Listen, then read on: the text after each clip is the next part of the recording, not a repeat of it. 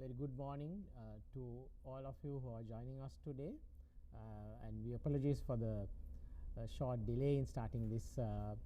On behalf of the National Stroke Association of Sri Lanka and the Association of Sri Lankan Neurologists, I welcome all of you who are joining this virtual symposium on acute stroke management. Traditionally, we have been doing programs for World Stroke Day in regional centers by having physical meetings. So due to this current situation, we can't do it. So we have had numerous requests this year too to have meetings. So in spite of the having physical meetings, we are now having a virtual program so that all of you can join countrywide. And for this meeting, we have consultants joining from multiple specialties: the neurologist, the consultant intensivist, and also a neurosurgeon and a radiologist. So I hope you will benefit from the program and would invite you to stay to the end so that we'll be trying to keep to time, and at the end we'll have an interesting quiz to finish with. So introducing the need for a virtual stroke symposium, what I am trying to talk in my short introduction is the epidemiological facts. Now, the lifetime risk of stroke, as you know, has increased from 1 in 6 to 1 in 4 over the last decade. And you can see the data here from the Global Stroke Fact Sheet, which is on the World Stroke Organization website, the burden of stroke globally. So, why is stroke so important for neurologists? If you see the annual health bulletin data, you can see the number of admissions for diseases of the nervous system and compared to the cerebrovascular disease, and also the highlighted the deaths from neurological disease versus the cerebrovascular disease. So it's very important that we pay attention to stroke, and it's never enough that we have programs like this to improve the care of stroke patients, and these are one of the main areas that all neurologists will be handling and treating. Going through the data in the annual health bulletins, you can see the number of admissions has increased over the last 10 years. So you can see a significant increase in the number of strokes, also a proportionate increase in the number of deaths. One point here may be that the patients are now more aware of that need of coming into the hospital. So that may be one reason that we see more admissions, but also the increased risk of stroke and the stroke incidence.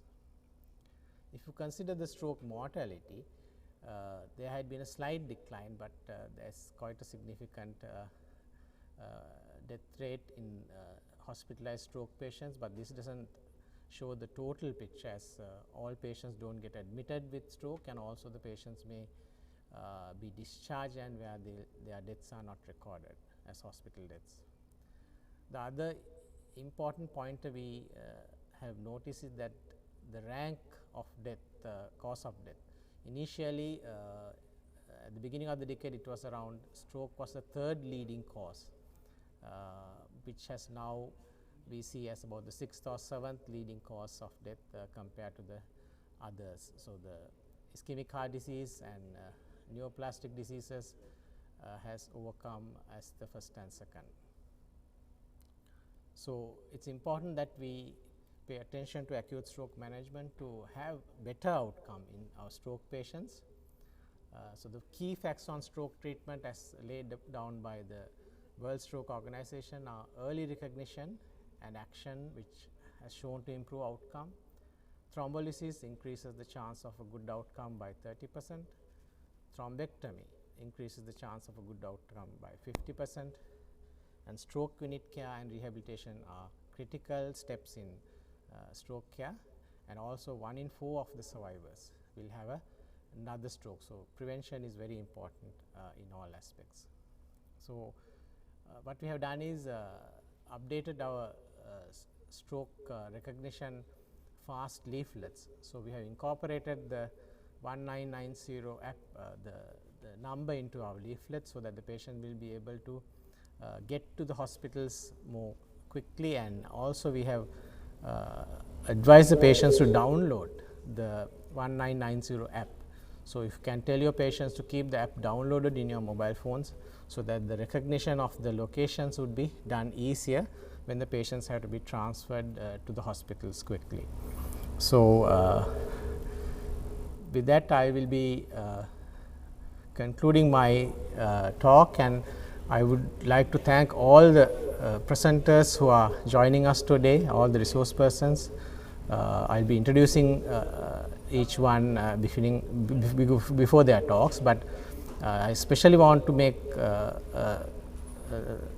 thank Dr. Ajini Arasalingam, the consultant neurologist and senior lecturer at Teaching Hospital Jaffna, for co-organizing this event and taking a leading hand in arranging the resource persons from Teaching Hospital Jaffna, and also doing the local organization. And I would like to thank all our speakers who are joining in today to give the lectures for this symposium. So, we will move on with the main program.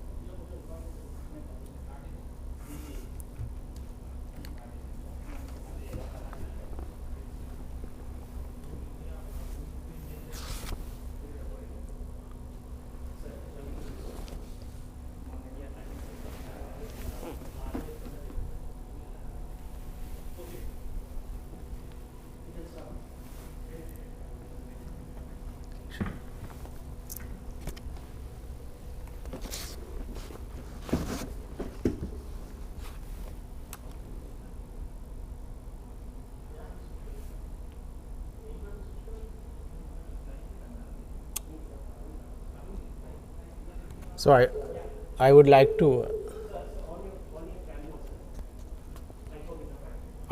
introduce our first speaker.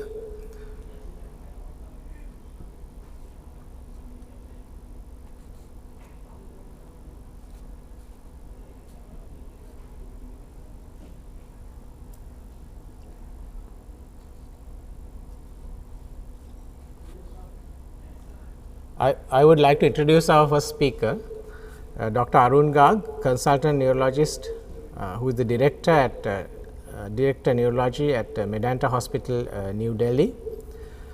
His vision is to develop brain rescue program for immediate and long-term management of individuals with stroke, covering the entire North India with an epicenter at Medanta. This is the first kind in India which matches international health standard. He also has developed a 3-tier system in North India, where primary and secondary brain rescue centers are connected to the hub hospitals and to the Medanta Hospital. He also is the organizer of the concept design of Essentials of Acute Stroke Treatment, or EAST, a training course related to management of acute stroke, aimed for physicians and healthcare providers at primary and secondary level hospitals. And also he has arranged preceptorship programs for the Sri Lankan neurologists several times at Medanta Hospital, and we are glad to have him as a resource person from India, and I would like to hand over him the screen now to do his presentation on management issues in acute ischemic stroke, guidelines to practice. Over to you, Dr. Arun Garg.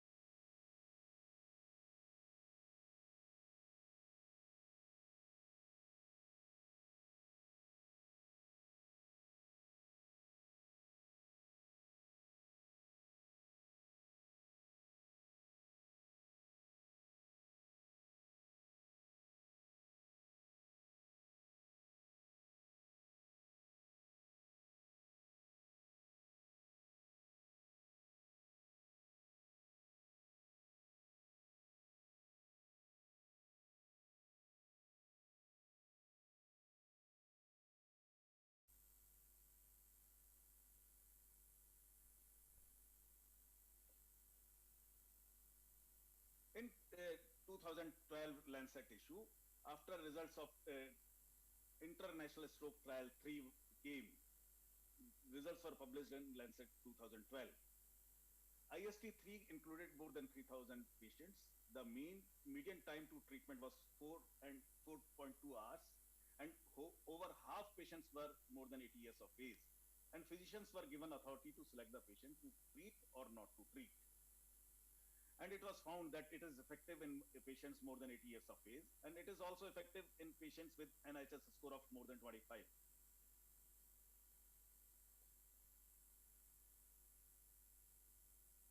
And then in 2014, a meta-analysis of multiple randomized trials was published in Lancet 2014.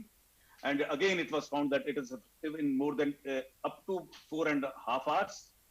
It is also effective in patients more than 80 years of age, and it is also effective in patients with more than NIHS of more than 22. So should we thrombolize our patient? Older patients more than 80 years of age are more likely to benefit, as we have already seen. Both minor and severe stroke patients benefit equally with IV TPA, and we thrombolize this patient. His MRS was 3 at the time of discharge, and he became ambulatory by the end of 3 months. Another patient, a 63-year-old male, presented with a history of right-sided weakness of 1 hour duration. By the time he reached to the hospital, he only had subtle weakness of right hand. What should be done? Minor stroke, improving symptoms.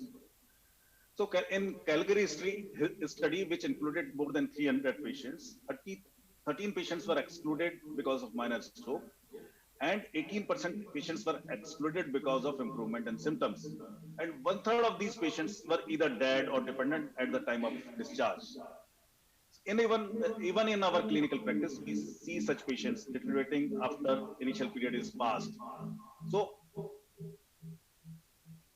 minor stroke patients should not be included from thrombolysis. Minor symptoms, patient should be thrombolized. There is issue of stroke mimics. Most common mimics are hypoglycemia or hyperglycemia and seizure at onset.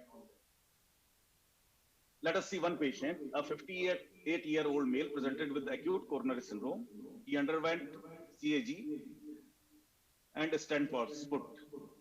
In the night, patient developed sudden weakness of one side of body.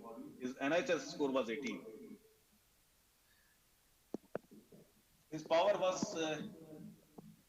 0/5, facial palsy, left-sided hemineglect, left conjugate gaze palsy.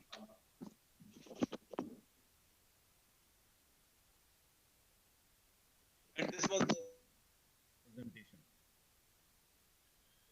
CT scan was absolutely normal and qualified for IVTPA. He was started on IVTPA on CT table itself within 20 minutes of symptom onset. But IVT was on, CT angiography was on as a routine protocol. And there was gross clinico-radiological mismatch. There was no infarct on CT scan. There was all major vessels of CTA were normal. Patient NIHS score was 18, and there was no recovery in clinical status even after IV thrombolysis. Why? This was the MR scan after that. Patient was having vasogenic edema. There was no restricted diffusion. It is white in diffusion images as well as in ADC images. White, right side is completely gone. Why? Because patient was suffering from contrast-induced encephalopathy.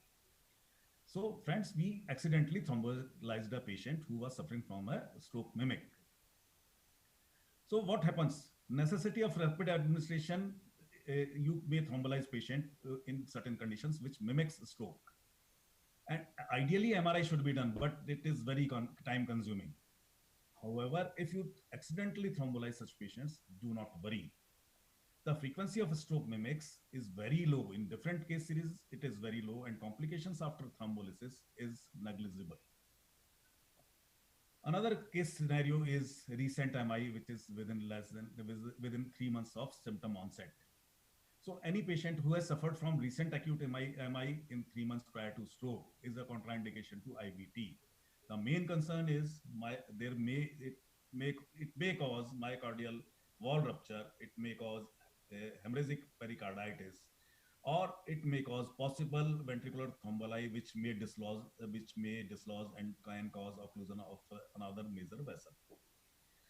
But friends, please note that after MI, myocardial fibrosis and scarring is complete within 6th or 7th week. Based on this, it is suggested that the time after MI to be considered a contraindication for IV thrombolysis should be shortened to 7 weeks, meaning that after MI, you can thrombolize the patient if patient comes to you after 7 weeks of acute MI. And particularly non-STEMI MI, where anti-wall is not affected, you can thrombolize the patient safely. In 2018, AHA guidelines say that you can IV thrombolysis is reasonable if recent MI was non-STEMI. It is also reasonable if recent MI was STEMI involving right or inferior myocardium. And it may also be reasonable, that is 2B. The class of recommendation is 2B. It may be reasonable if you thrombolize such patients having STEMI MI involving anterior myocardium. Now, what should be done if patient has suffered from subdural hematoma 20 years back and he comes to you with ischemic stroke? See, if risk of IV TPA in patients with history of ICH is only when there is, it all depends on time elapsed from ICH. A patient comes to you after 5 years, 10 years, 20 years, cause is treated, no contraindication for thrombolysis. Cause not treated, patient is suffering from AV malformation, you cannot thrombolize it. If you have clipped or coiled the aneurysm, you can thrombolize the patient safely, no contraindications. And cerebral microbleeds and number of microbleeds, there is no contraindication for thrombolysis. Another patient, a sudden onset patient presented with sudden onset of right-sided weakness with aphasia, with deviation of phase. NHS score is 15, duration is 2.5 hours. And CT scan is looking normal, absolutely normal. Patient qualified for IV TPA, started on CT table, CT angiogram was followed. And C, bilateral MCA bifurcation aneurysms, unruptured, incidental unruptured intracranial aneurysms. What should be done? So various case reports. There is no increased incidence of ICH in such cases. If patient is having unruptured incidental intracranial aneurysm, risk of bleeding is very, very low. Various case series, the risk of SAH or ICH is very low in patients having unruptured intracranial aneurysms. So no contraindication. CT scan was done next day after IV thrombolysis. Patient has recovered completely. MRS is 0 and CT scan is absolutely normal. Another patient, a 38-year-old male, non-hypertensive, non-diabetic, left hemiplegia of 2 hours duration. CT scan at the time of presentation is normal. Patient started on IV TPA on CT table, started to improve. Meanwhile, CT perfusion and CT angio done. And C, dissection of aorta extending into common carotid artery. So what should be done? If there is aortic dissection, it is absolute contraindication for IVT, aortic dissection. But if patient is having extracranial carotid or vertebral dissection, it is not a contraindication for IV thrombolysis. And even in patients with intracranial dissection, it is reasonable to consider thrombolysis. Intracranial dissection, it is reasonable to consider intravenous thrombolysis in stroke patients. What should be done in cases of brain tumor? See, risk of bleeding is very, very low. One patient in this series who had ICH, GBM patient. IV thrombolysis is safe in patients who are having intracranial neoplasm which are small and particularly in extraaxial location. In 2016, there was a publication in Stroke Journal by AHA. It was scientific statement of AHA. Scientific rationale for inclusion and exclusion criteria for intravenous alteplase in acute ischemic stroke. And then they updated their guidelines, 2018 guidelines, they updated it in 2019. And see what they say based on class of recommendations and level of evidence. So AHA says that we should treat all such patients with severe symptoms, number one, mild symptoms, but disabling symptoms. More than 80 years of patients should be treated. Patients in the window of 3 to 4.5 hours should be treated. And in window of 3 to 4.5 hours, even if patient is more than 80 years of age, even with history of both diabetes and the stroke, and even on comedin when INR is less than 1.7, and even with severe stroke with NIHS of more than 25, all such patients should be treated within 4.5 hours of window period. Now, this is recent addition. Wake up stroke. If time of onset is not known, you do MRI diffusion weighted images and FLAIR imaging. And if there is mismatch, if patient is FLAIR negative but diffusion positive, that suggests that such patients should be treated. This is the after results of wake up trial. So wake up patients can be treated provided there is diffusion FLAIR mismatch. And mechanical thrombectomy after results of diffuse and dawn trial, such patients are eligible for mechanical thrombectomy up to 24 hours, provided they are having vascular imaging which confirms large vessel occlusion number 1, and penumbra imaging confirms that there is salvageable penumbra which can be treated, which can be reversed. And any patient with large vessel occlusion is planned for mechanical thrombectomy, and he comes to you within less than 4.5 hours. You can plan for bridging therapy. That is, you start intravenous thrombolysis and then shift the patient to cath lab. Now, there are certain class 2A recommendations. Class 2As should be considered. It's reasonable to treat such patients. Rapidly improving ongoing impairment. Concurrent stroke and MI, cerebral microbleeds, we have already discussed. Dementia, disability, and ruptured aneurysms, we have discussed. Seizure at onset, you can treat such patients.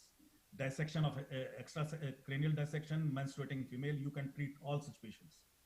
And AHA is neutral in certain situations. Here the recommendation is it is reasonable. It may be considered if patient is having mild but not disabling symptoms. Major surgery within less than 2 weeks. Major trauma less than 2 weeks. What we do, we discuss with surgeon, we discuss with orthopedician. If they say that that's the site of surgery or site of trauma, there is no risk of bleeding, then we can treat such patients. Hematological malignancy, you'll have to discuss with the hematologist. Bleeding diathesis, I avoid thrombolizing such patients. Intracranial dissection, we have thrombolized quite a few patients, intracranial dissection. Glucose, we treat glucose levels, we try to bring it in the range of 140 to 180 before thrombolizing such patients. So current malignancy, such patients should be treated. It is reasonable to consider treatment. Pregnant patients or less than 2 weeks postpartum, it is reasonable to treat such patients, specifically if NIHS score is high. What happens if NIHS score is low, 2, 3, 4, we may avoid treating such patients, but when there is risk of having a lifelong disability, then you have to consider intravenous thrombolysis. You cannot treat, definitely cannot treat if patient is on newer oral anticoagulant drug, when there is coagulopathy, there is infective endocarditis, there is a clear-cut infarction on CT scan which is large enough, and if there is suspicion of aortic dissection, we have already discussed. But there are reports which are pouring now, which are coming now, that you can reverse the effect of dabigatran by giving Praxibind, and then you can treat. Many patients are already treated by giving Praxibind, reverse the effect of dabigatran, and then thrombolize the patient. Now, one or two interesting situations. History of recent ischemic stroke. ASA, AHA, they have no guideline in such a situation. There is a case, 52-year-old male admitted with right hemiparesis. While in hospital, he developed right gaze palsy with left-sided weakness, and this suggested that possibly patient is having brainstem stroke, and there is 6-point deterioration in NIHS score. So 2 days back, he had ischemic stroke, and again he had ischemic stroke after 2 days. And CT scan is showing a subacute small infarct, which was because of insult to the brain 2 days back. Now, why we cannot thrombolize such patient? Because it is considered that the infarct may bleed. There may be hemorrhagic conversion of the infarction.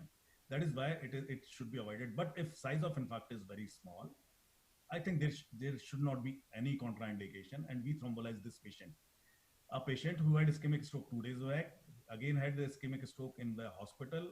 We thrombolized this patient within 1 hour of developing recent symptoms, and patient made a complete recovery. So friends, the stroke is the most dynamic and ever-changing specialty. Dilemma to treat or not to treat will continue. So will the journey of rationalization of our decisions. Thank you.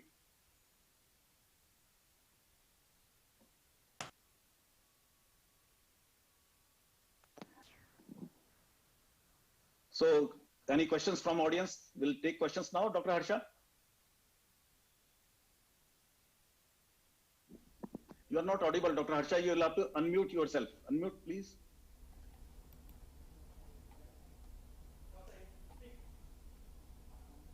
Sorry. Yeah. Sorry. So thank you very much, Dr. Arun Garg, for that interesting presentation with the case illustrations, which are very helpful, and thank you very much. I would like to ask you just patients who have been we have getting a lot of referrals from the cardiac centers where patients have undergone cardiac catheterization for either coronary angiography or any PCIs, getting acute strokes who have been heparinized. Is there any possibility where we can reverse the APTT to normal and then thrombolize them? See, there are two situations. One is patient underwent coronary angiography and there is risk of bleeding from the puncture site. So such patients are not contraindicated because you can compress the puncture site and you can safely thrombolize the patient, number one. Second, during coronary angiography, they give bolus of heparin. If bolus is given, then it is not a contraindication. But if APTT is more than 2 times, then definitely it is a contraindication and it is not possible to reverse it immediately. So such patients cannot be thrombolized. Right. So in the interest of time, Dr. Arun Garg, we thank you for giving us this opportunity to share your experience and joining our symposium from New Delhi. Thank you very much for the support for the Sri Lankan Stroke Association. Thank you.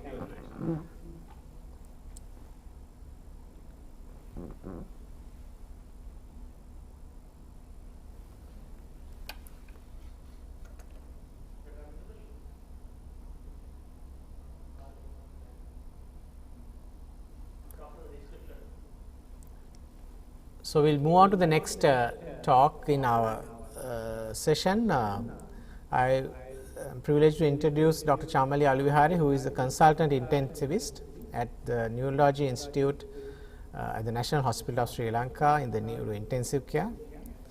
She graduated from the University of Peradeniya and obtained MD in anesthesiology from University of Colombo. She underwent further training in Sri Lanka and was board certified as a consultant intensivist in 2016. She also underwent training at King's College Hospital, Guy's and St Thomas's Trust in London, both in intensive care, medicine and anesthesia, with special interest in neurocritical care and neuroanesthesia and advanced airway management in the critical area. So we are privileged to have Dr. Chamali with us to talk to us today on complications and management of emergencies in thrombolysis, the basics. Over to you, Chamali. Thank you very much, Dr. Harsh, and good afternoon, everyone. So for the next few minutes, we will talk about the complications of thrombolysis and the management. So I will briefly talk on these lines, with the main emphasis on the blood pressure control, ICP management, reperfusion injury, anaphylaxis, and ICH in stroke. So we start off with a case scenario. A 40-year-old male patient with a history of dyslipidemia was brought to the emergency department with a sudden onset right face arm leg weakness.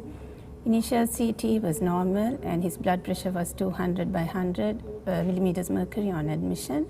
He presented within 2.5 hours of onset of symptoms with an NIHS of 12.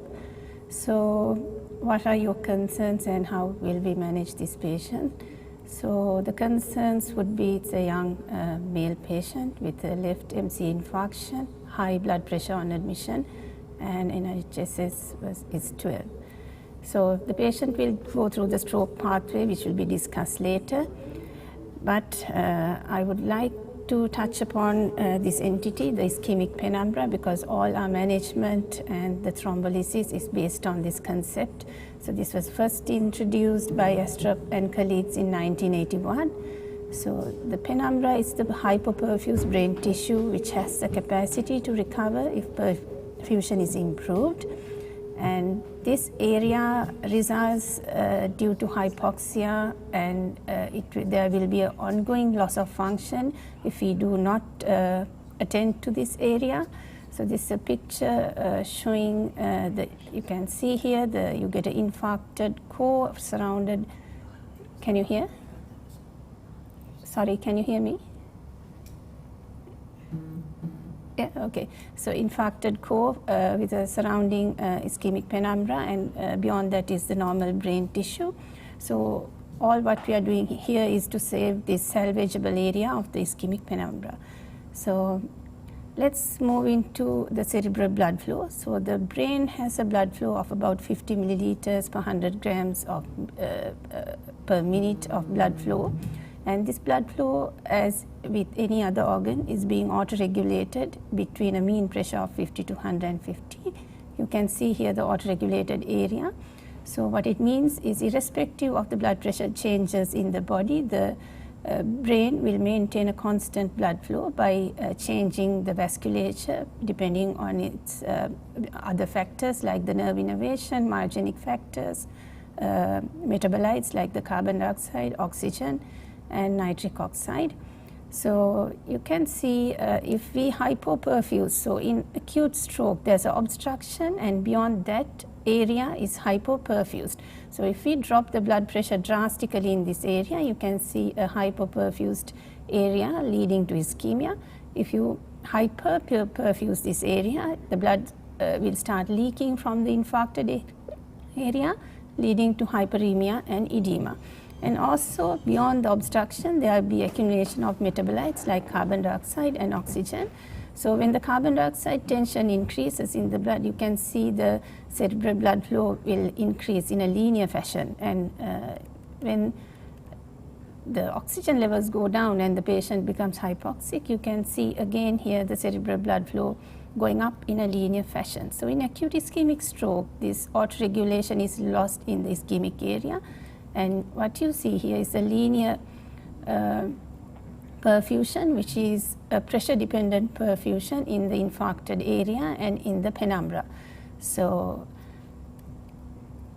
because of this, the blood pressure control is very important entity in acute ischemic stroke. So what happens to blood pressure in a stroke patient when they present to the emergency department? Most of the time it's elevated, and there are studies showing this. You can see out of all stroke patients presented, 77 of the ischemic stroke patients had elevated blood pressures when they came into the emergency department. So what happens, what is the outcome of hyper or hypotension in these patients? So our natural instinct would be to go and drop the blood pressure in these patients, and this is what we see when the patients come to intensive care. So let's look at the data we have. So there are lots of studies looking at this entity, and you can see this U-shaped relationship between hypo and hypertension. So on presentation, if you make these patients hypotensive, you can see the death and dependency or the mortality going up. And likewise, if you make them hypertensive, again you see the similar outcome. So there are lots of studies done on this aspect, and however you can see this favorable point here where the death and dependency is minimal, which is later known as the sweet spot. So if you aggressively lower the blood pressure, what will happen is, we talked about the ischemic penumbra where the perfusion is pressure dependent. You will this will lead to extensive cerebral infarction if you drop the pressures. If you make it too high, it will leak and cause cerebral edema. So there's a U-shaped relationship between the blood pressure and the mortality. So what will happen if you cause drastic blood pressure fluctuations? You can see the yellowish area is the favorable area to maintain the blood pressure, but if you cause high drops and high spikes in your blood pressure, or the duration of excursions will again lead to very high mortality. So for the blood pressure control in stroke, currently what we have is the HASA guidelines, which was updated in 2018. So let's see how we do it. So the recommendations would be, so if we go back to the case history, this patient can be a candidate for thrombolysis. So the patient needs strict blood pressure control, and it's critical prior to and during the first 24 hours of thrombolysis. So before administering your thrombolysis, we need to bring down the blood pressure to less than 185 by 110. And if the blood pressure is more than 185 by 110, we need to treat this patient prior to treating with our thrombolytic. If we are unable to lower the blood pressure due to some reason, so we should not treat this patient. And even if the patient is going in for intra-arterial thrombolysis or mechanical thrombectomy, again we can adhere to the same blood pressure control targets. So what if the patient is a non-candidate for thrombolysis?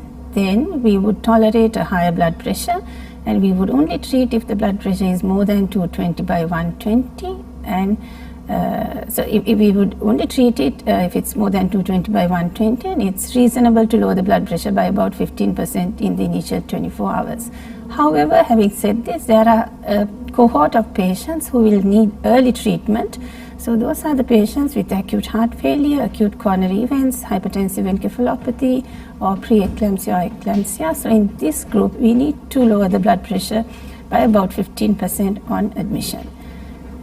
So we talked about lowering, but then what is the optimal lowering of blood pressure? How much are we going to lower this blood pressure? The guideline says 15%, but let's look at some of the newer data on this. So this is a study which has looked at intensive lowering of blood pressure in this group.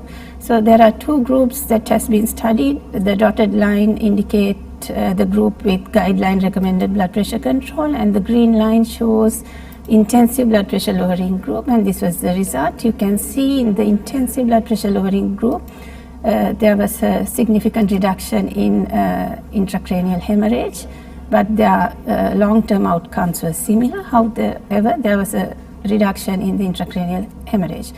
So just to summarize what we said about the blood pressure, you can see we have three phases when our patient comes to us. We have an initial assessment, and in the emergency department, say if the patient is not a candidate for thrombolysis, we would tolerate a high blood pressure up to 220 by 120. This we will permit or allow maximal perfusion of the ischemic penumbra. If the patient is a candidate for thrombolysis, we would lower it to less than 185 by 110 prior to thrombolysis. What if the patient is hypotensive in the emergency department? So we now know that it's associated with worse outcomes. So we need to look into other factors which would have made the patient hypotensive. So we have to make sure that the patient is not volume depleted, and we have to look into the cardiac performance. Second phase, we move on to the revascularization phase. So during revascularization, we have to maintain a blood pressure between 140 to 180, and always don't forget your mean arterial pressure, because that is the end organ perfusion pressure. We should not drop it to less than 70 or by more than 40% from baseline. So once you have revascularized, the patient should go in an ideal setting, should be managed in a neurointensive care unit. Say the patient had incomplete reperfusion, still, since we have given a thrombolytic, we should maintain a blood pressure of less than 180 by 105 for at least 24 hours. However, if the patient shows symptoms of ongoing ischemia, if the neurology deteriorates, then we need to consider induced hypertension in this group.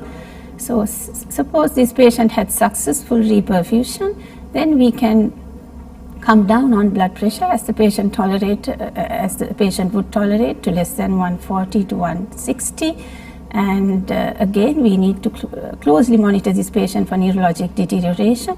If there is and also we have to keep an eye on hypotension after reperfusion. Say the patient becomes hypotensive, then if the patient tolerates this hypotension, we can closely watch for any deterioration, but if the patient neurologically deteriorates, we need to bring up the blood pressure.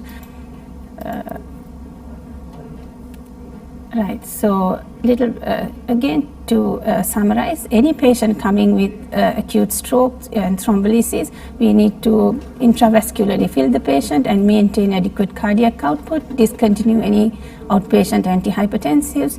We need to weigh the risk and benefit of lowering or maintaining a high blood pressure, and we are still unclear as to what the optimal lowering is, but we can go on an individualized basis. Again, we talked about in the earlier lecture as well that we need to manage the heart versus brain, and then this patient should be managed in an ideal setting in an HDU or ICU. So what are the blood pressure lowering agents? Again, a lot of studies have gone into this. At the moment, the drug of choice would be labetalol because it has many favorable effects on the cerebral circulation. This will be the first line, and in our setup, the second line that is available to us would be GTN. SNP is also another second line drug. So we'll move on. Now our patient was controlled with, the blood pressure was controlled with IV labetalol before thrombolysis. He was started on RTPA, and towards the latter part of the infusion, patient developed swelling in his lips and tongue. So what is our concern here? Looks like the patient is getting a reaction to the drug. So let's move on to anaphylactic reactions during thrombolysis. This is not very common. The incidence is about 1 to 5%, but however, there are reported cases of severe anaphylaxis with RTPA, and this may happen to us only once in a lifetime, but we need to know how to manage this. These patients would commonly present with unilateral or bilateral orolingual angioedema. So going into anaphylaxis, if you think the patient has got a reaction in this patient, we need to go by our ABCDE approach. So in the airway, we will look for any kind of airway obstruction, especially the tongue being swollen in a neurologically deteriorating patient can obstruct the airway. In the breathing, we would look for bronchospasms. In the circulation, we would look for the blood pressure and look for hypotensive and tachycardia or bradycardia. In disability, we monitor the neurology and look for any rashes. So if in your ABCDE, if you come across any life-threatening conditions such as the ones that are listed here, we need to call for help. You can lie the patient flat, raise the legs, and consider adrenaline in life-threatening situations. So if you're not used to giving IV adrenaline, always consider intramuscular route, and the dose is 1 in 1000. And don't forget to give fluids because they need fluids, they are vasodilated. And don't forget your chlorpheniramine and hydrocortisone while you're doing all this. So this is the algorithm that we follow in an emergency. Right, let's move on. Now the patient settles with IV hydrocortisone and IV chlorpheniramine. Patient's blood pressure was being controlled with IV labetalol. He was thrombolized with RTPA, and he was kept in the HDU until the ICU bed was available. The nurse noticed that his neurology was now deteriorating to a GCS of 10 with pupillary changes. So what is our concern here? It looks like the patient is now having a raised intracranial pressure. So let's move on to intracranial pressure. So as we all know, the intracranial pressure is governed by the contents inside a rigid bony skull. So with this concept is known as the Monro-Kelly hypothesis. So we have a brain and CSF and blood inside a rigid skull. So if we want to expand one component, we have to compromise on the other two components. So this is the relationship between the intracranial pressure and the intracranial volume.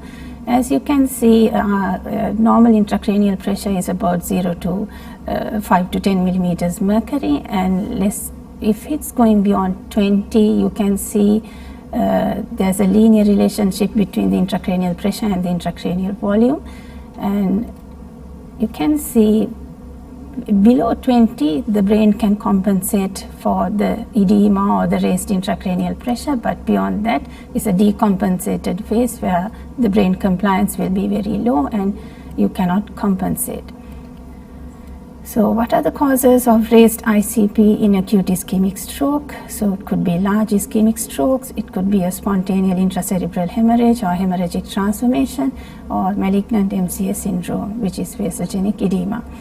So let's move on to these conditions. So malignant MCA infarction is a condition where you get a massive space occupying lesion due to post-stroke edema, and this is related to the amount of tissue that is infarcted, and it can occur early or late as a general rule from 2 to 5 days. If you leave this untreated, this will lead to midline shift, brain herniation and death due to the above mentioned reasons in about 80%.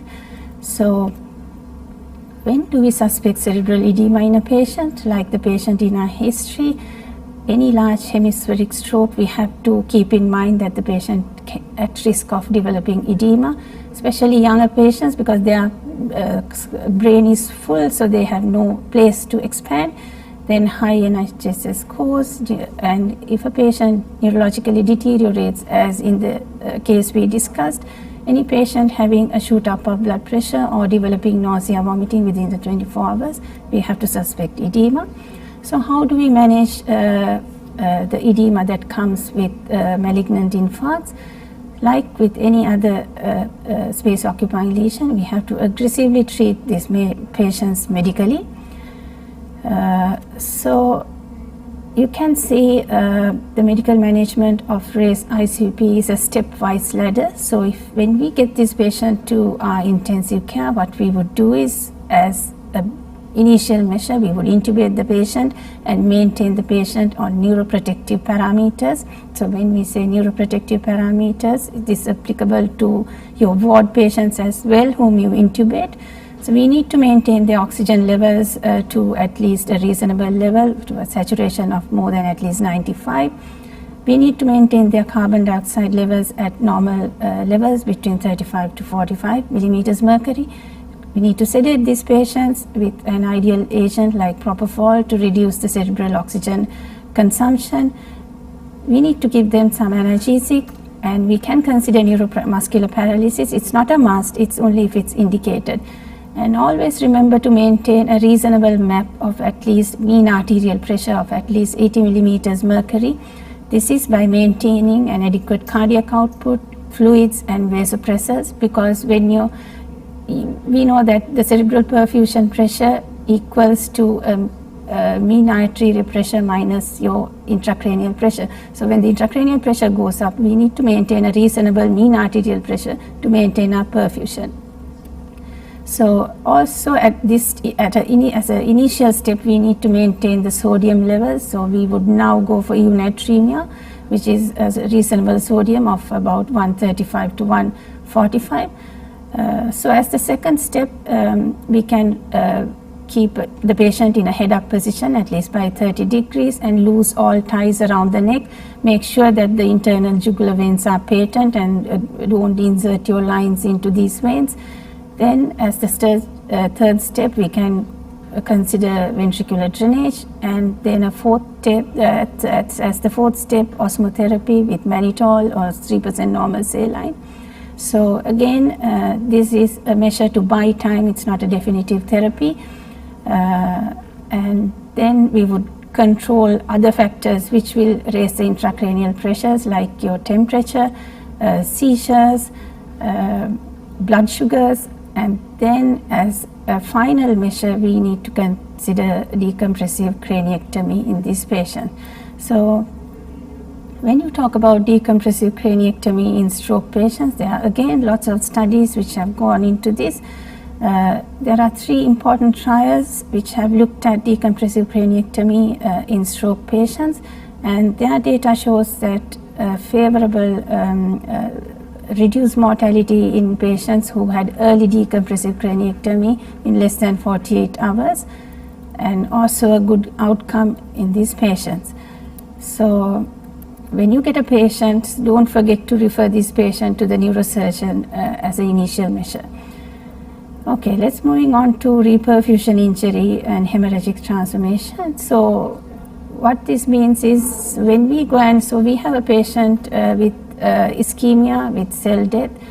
And if we don't do anything in the ischemic penumbra, the ischemia will continue and come to a full-blown ischemic injury. So when we go and reperfuse, what we do is we try to plateau the damage that is going to happen, and by doing that you get an area or some degree of injury due to reperfusion. So again, there are risk factors for the reperfusion injury or the hemorrhagic transformations. Again, the size of the infarct, high NIHSS scores, thrombocytopenia and thrombolytic administration. So how this happens is during ischemia, we know the blood-brain barrier is disrupted. So we go and reperfuse this area, and that will cause leakage of red cells into the area, causing a hemorrhagic transformation, and the reperfusion injury per se will contribute to the hemorrhagic transformation. So again, it's a triad. Patient will have the diagnosing will have the patient will have a majority will have a headache, neurological deficits and seizures, and it usually sets in within about 24 to 36 hours post thrombolysis. So when you talk about hemorrhagic transformation, there are mainly two types. You get the petechial type of bleeding or full-blown intracerebral hemorrhage.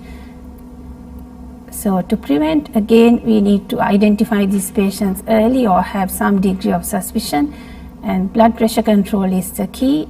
Again, we don't have specific guidelines on this, so we need, again, the agent of choice would be labetalol, but we need to find the optimum blood pressure here.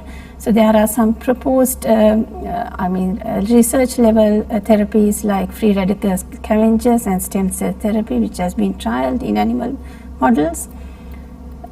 So again, the blood pressure target, what is the blood pressure target to prevent hematoma expansion? This is individualized. So we have to balance worsening ischemia versus risk of hematoma expansion. Again, with your thrombolytic, we have to balance partial recanalization versus full recanalization. So there are no set targets. This is purely individualized, so we have to go on a case-by-case basis. Coming into blood glucose control, again, a very important entity in acute ischemic stroke. Most of these patients, when they present to emergency department, they will be hyperglycemic due to the stress response. And there are lots of studies, again, showing worse clinical outcome and increased risk of intracerebral hemorrhages with RTPA and larger infarcts with hyperglycemia. So these are the effects of hyperglycemia. It's multifactorial.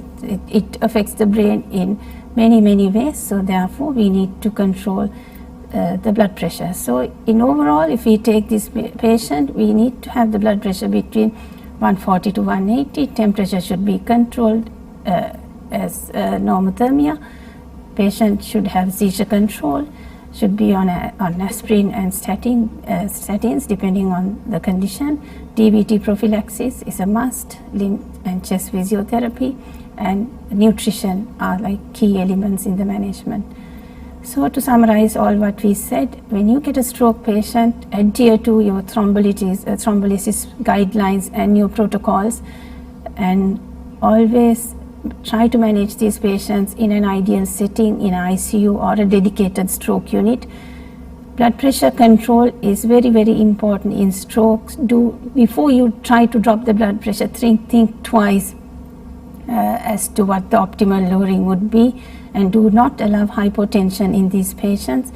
And also, I mentioned repeatedly, so when to suspect raised ICP. So as soon as you get a patient, have an idea about the patient and detect your raised ICP early and follow the ICP management algorithm, and don't forget the blood pressure control. So thank you.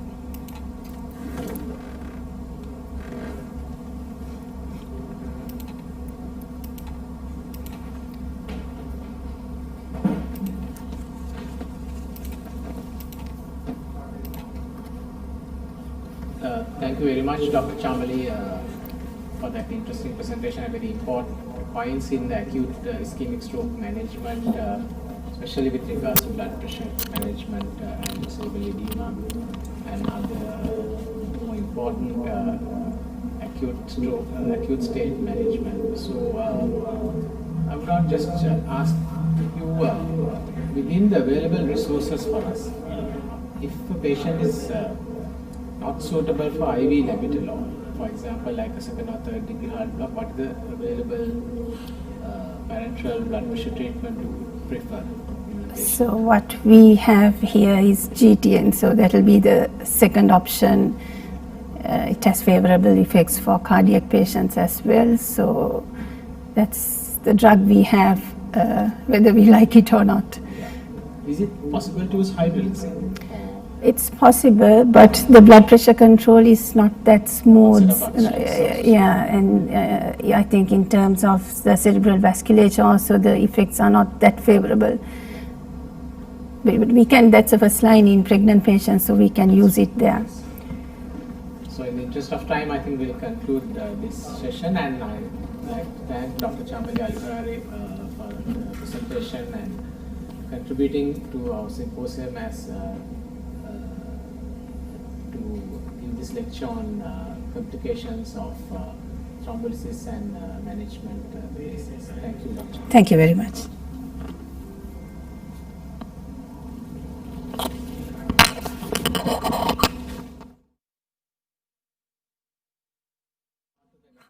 Talk today. Now we'll be connecting from Teaching Hospital Jaffna, where we will hear the next three presentations. And I would like to introduce Dr. Nalini Rajendra. She is the consultant radiologist at Teaching Hospital Jaffna. She graduated from the University of Peradeniya, Faculty of Medicine, and obtained her MD Radiology in 2009. She did her overseas training at the Western Hospital and Sunshine Hospital, Western Health, Melbourne, Australia, where she worked as a fellow in neuro imaging, musculoskeletal imaging, pediatric radiology, and obstetric imaging. So I would like to invite Dr. Nalini Rajendra to deliver her lecture on neuroimaging in stroke. Over to you, Dr. Nalini.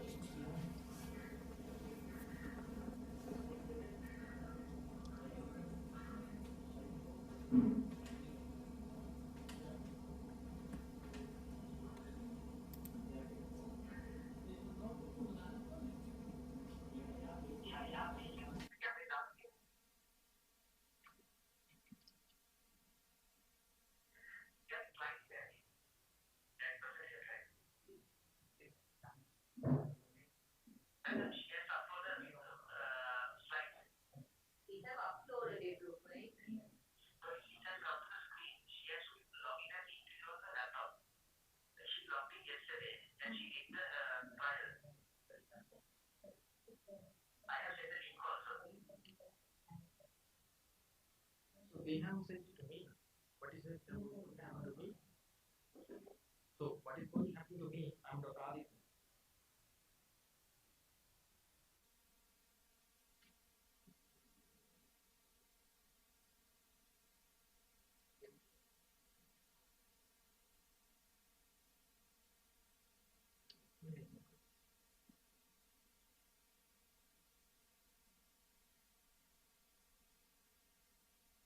Aditya.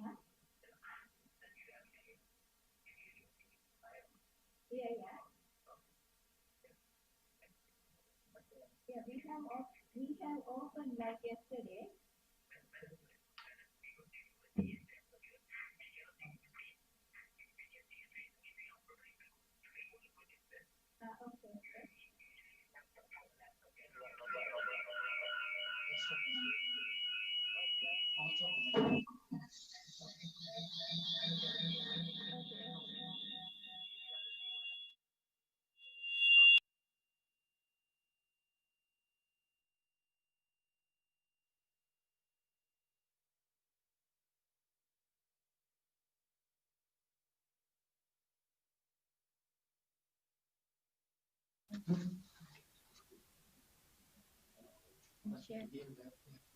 Share.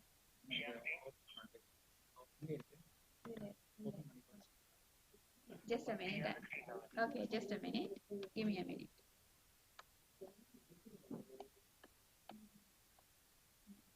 It is.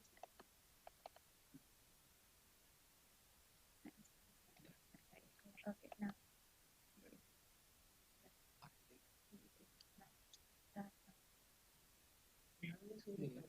This one.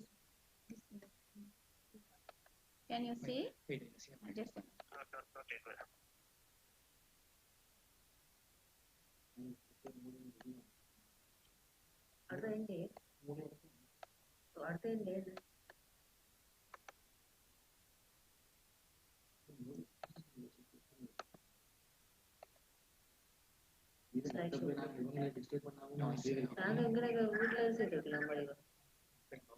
Hello, can you see the screen? No, madam, you have to take the projector, madam. No, what do we have to do? Come as individual. Yeah, We are coming as individual. Now I have shared my screen.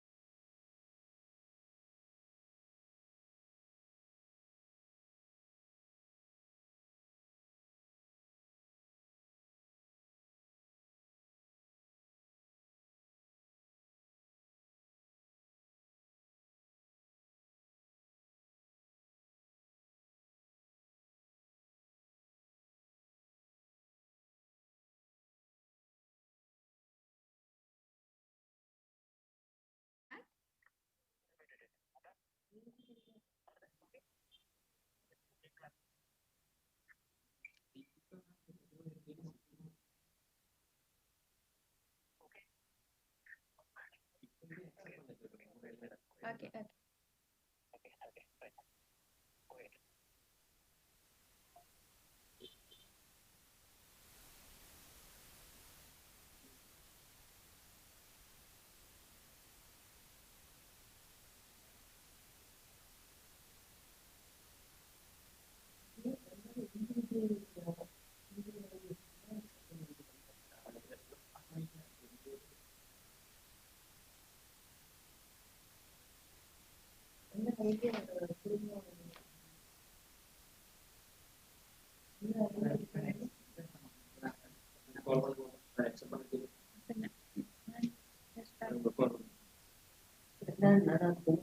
Hello.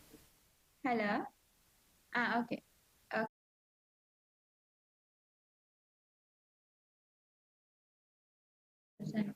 Do the presentation. Hello.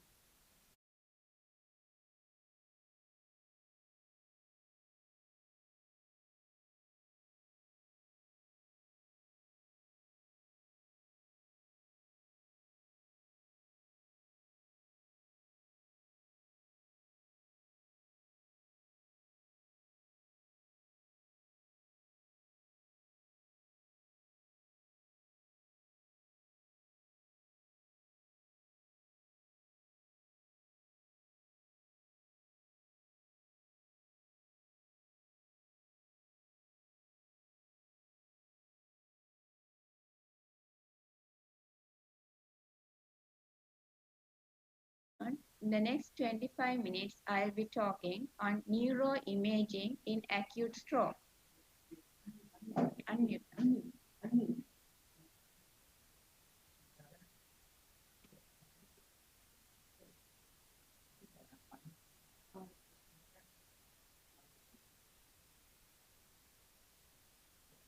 The burden of stroke in Sri Lanka is on the increase with the current demographic transition towards an aging population.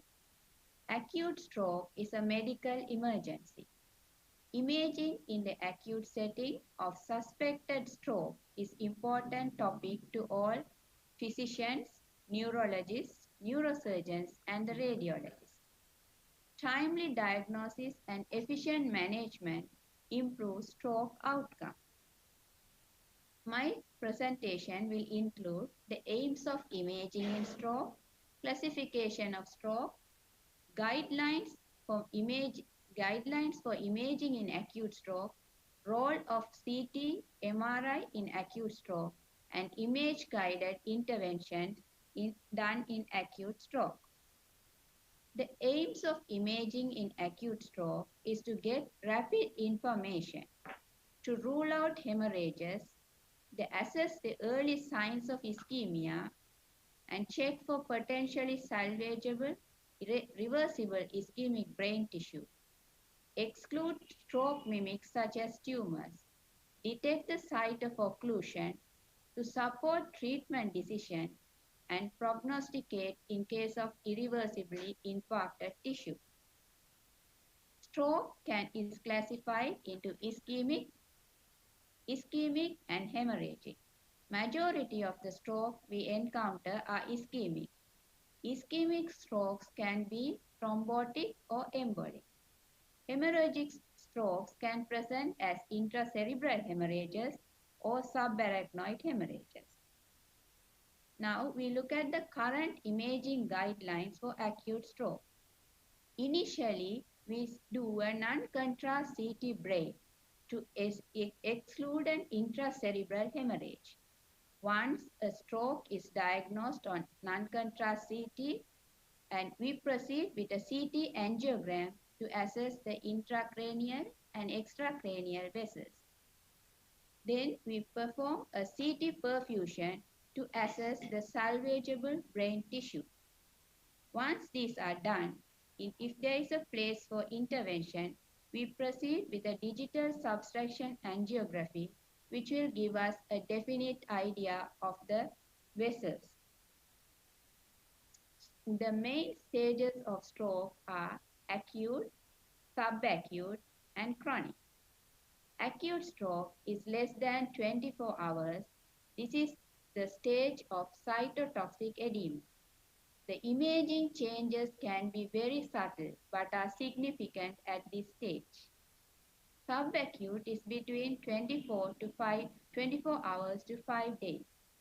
This is a stage of vasogenic edema where there is great mass effect, and a risk of herniation. In chronic stage, there is loss of brain tissue.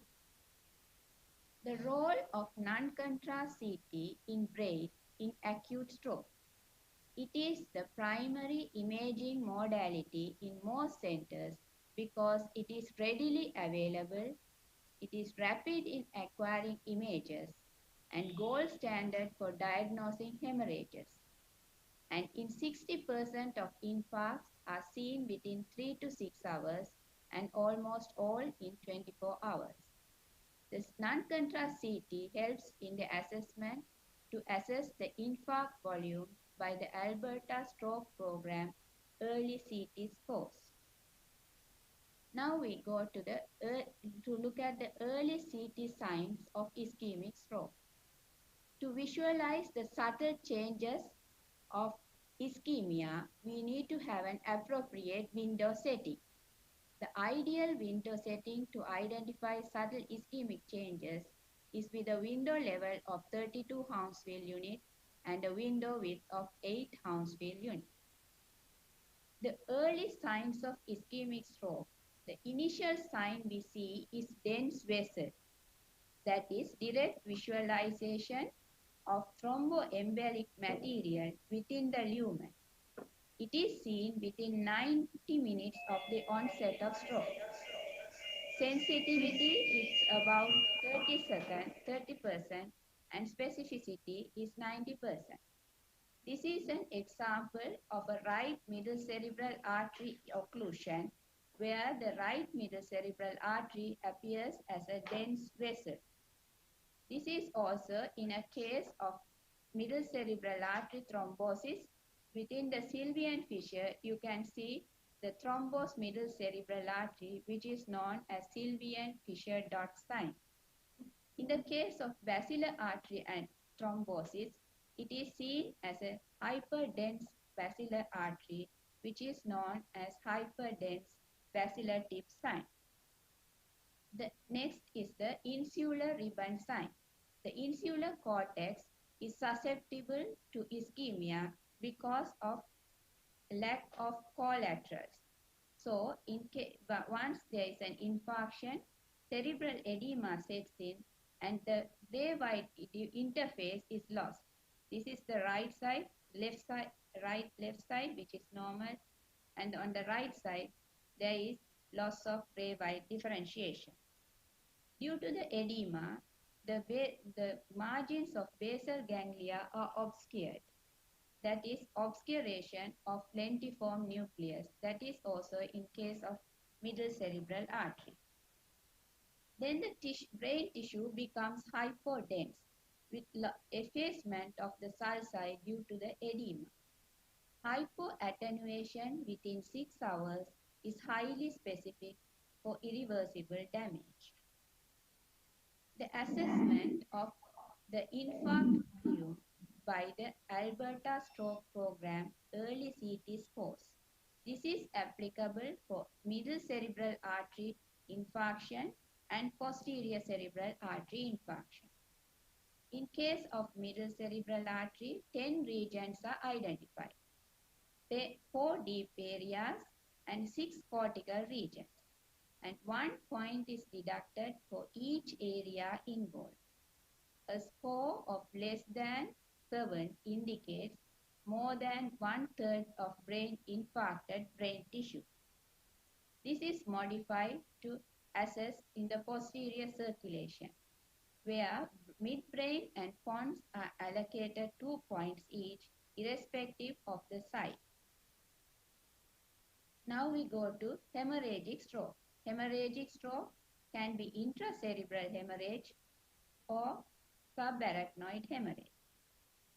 In case of intracerebral hemorrhage, it appears as a high-density foci intraaxial lesion with a density ranging from 60 to 80 Hounsfield units, which varies according to the age of hemorrhage.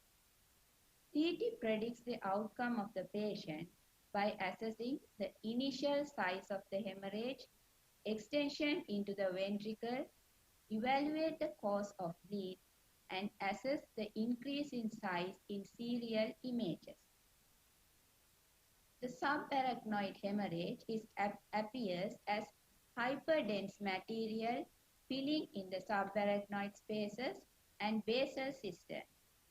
Most of the subarachnoid hemorrhage is caused by aneurysms, and some are due to non-aneurysmal perimesencephalic subarachnoid or may be traumatic. Once we have established that there is an infarction and diagnose whether it is an ischemic or hemorrhagic infarct, we proceed with CT angiogram.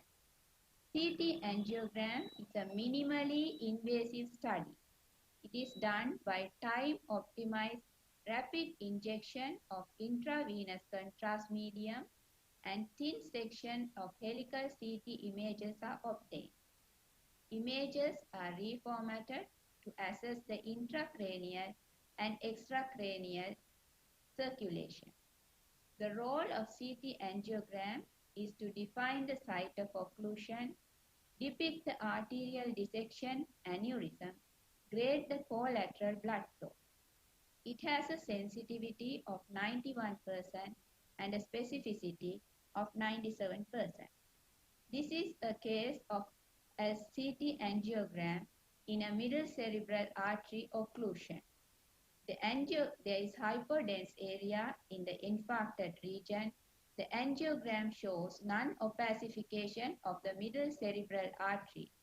It can be seen as non-opacified segment or with a filling defect. This is in a case of subarachnoid hemorrhage where blood is seen in the basal cistern.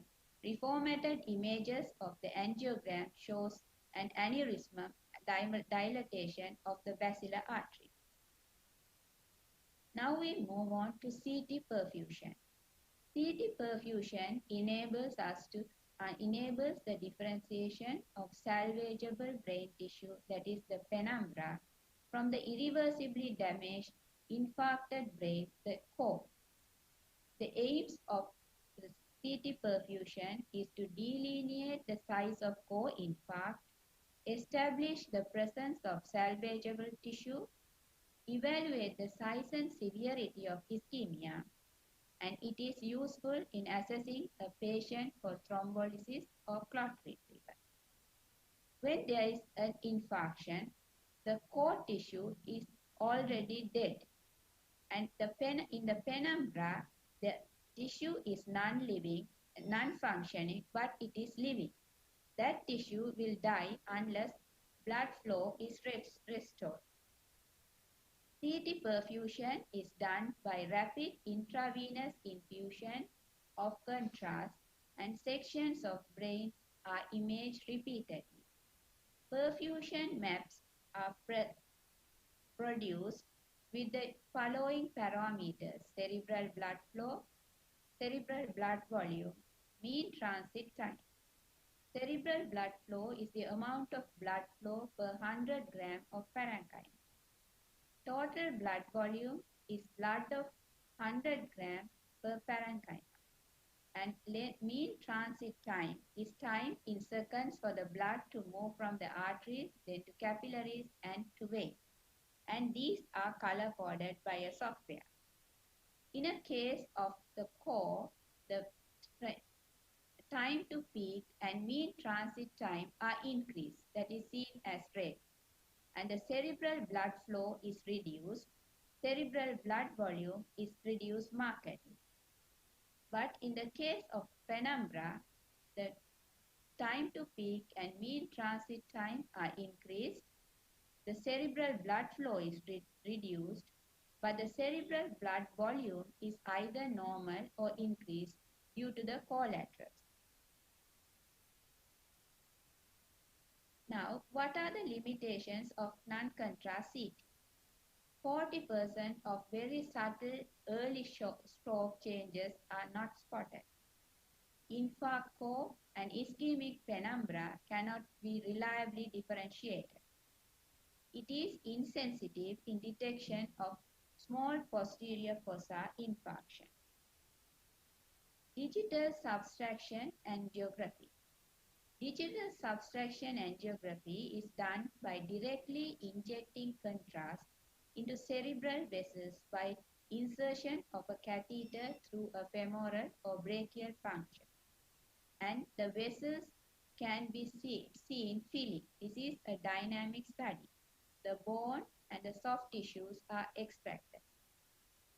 The digital subtraction angiography is a definitive method for demonstrating vascular lesion, like occlusion, stenosis, dissection, aneurysms, arteriovenous malformation, and it helps to assess the collaterals and enables endovascular treatment. This is a case of digital subtraction angiography where the contrast is seen filling the vessels and there is occlusion of the middle cerebral artery, which is not opacified. There is collateral supply from the anterior cerebral and posterior cerebral arteries supplying the infarcted area. This is a case of aneurysm, shown in digital subtraction angiography. What is the place of MRI in acute stroke? MRI has higher sensitivity and specificity in detecting early stroke compared to CT. The sequences that we do to diagnose acute stroke are T2 weighted images, FLAIR images, diffusion weighted and ADC map, susceptibility weighted images and filtered phase images are done to diagnose hemorrhage. MRI features of early stroke.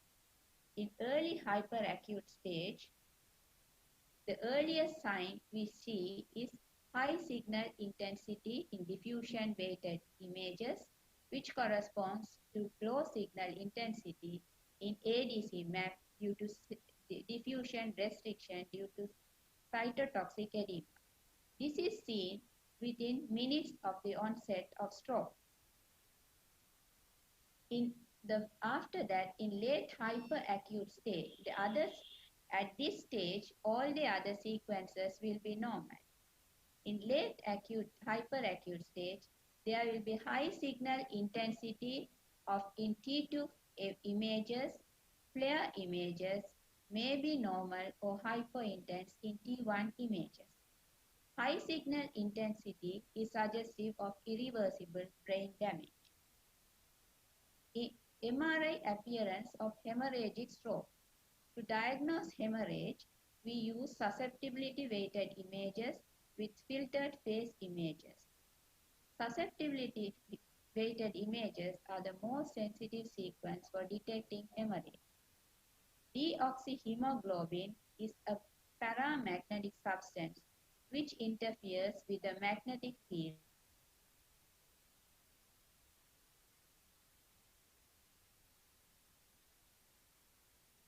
foci of blooming or signal voids in susceptibility weighted images and will be seen as high signal in phase images.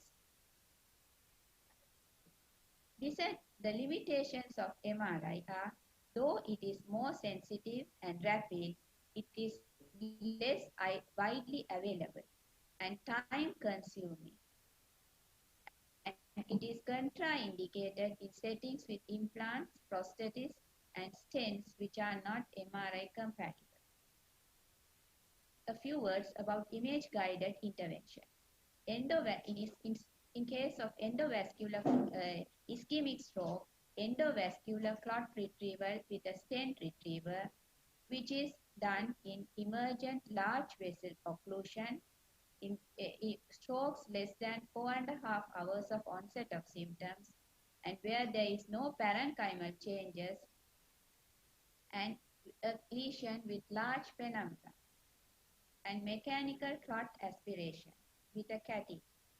And in case of hemorrhagic stroke, the endovascular coil embolization can be done. Accurate and practical understanding of imaging modalities is essential for the management of a patient with acute stroke. Widespread availability and speed makes non-contrast CT scan the initial study of choice for evaluating a patient with acute stroke in our setting. Diffusion-weighted images and susceptibility-weighted images in MRI are more sensitive in detecting acute stroke. However, it is not used because of it is not widely available. Thank you.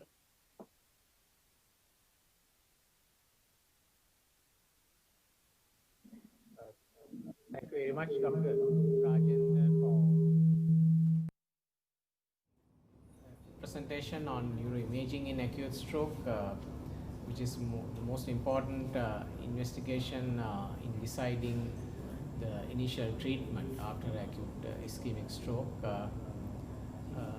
I would just like to ask you a question on this MR imaging, where we could use the diffusion flare mismatch to treat patients with thrombolysis. How long does the flare take to show the infarct? Like generally, how reliable is this to make decisions on treatment?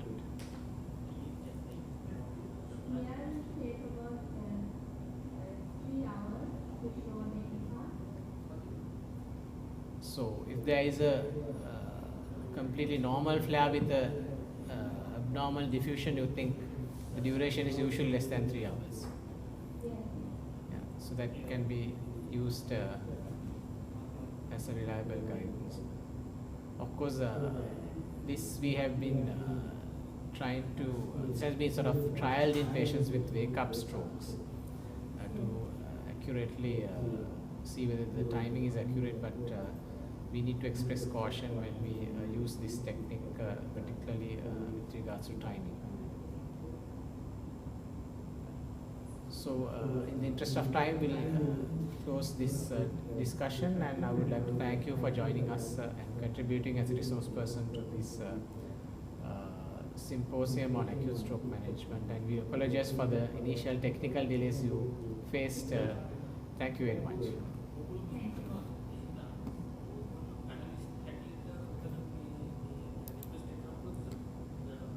We'll move on to the next presentation. I would like to introduce Dr. Ajini Arslingam. Of course, she's not a stranger to the neurological fraternity. Dr. Ajini Arslingam, MBBS, MD, MRCP, FRCPE, FRCP London, is senior lecturer in medicine and consultant neurologist attached to the Faculty of Medicine, University of Jaffna. She board certified as a specialist in neurology in 2013 and obtained her overseas training at Sandwell and West Birmingham University Trust, UK. She has served as consultant neurologist at teaching hospitals Peradeniya and Jaffna, and she's currently the senior lecturer. She has presented 50 abstracts in national and international scientific sessions and authored more than 15 papers in national and international journals. Her interests are in neurocritical care and acute. Over to you, Ajini, for your presentation on management of intracerebral hemorrhage.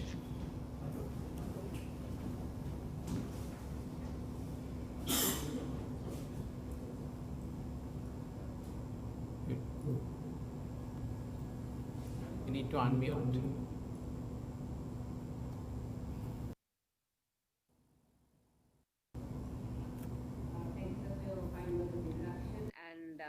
I would like to take the opportunity to thank the National Stroke Association of Sri Lanka for giving us this wonderful opportunity for a panel from TH Jaffna to be part of this webinar.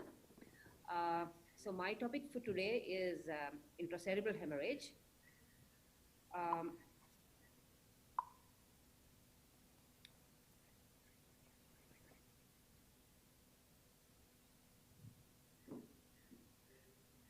So basically, intracerebral hemorrhage is a significant cause of morbidity and mortality, and also a cause of severe long-term disability And despite ICU care, the 30-day mortality is about 50%.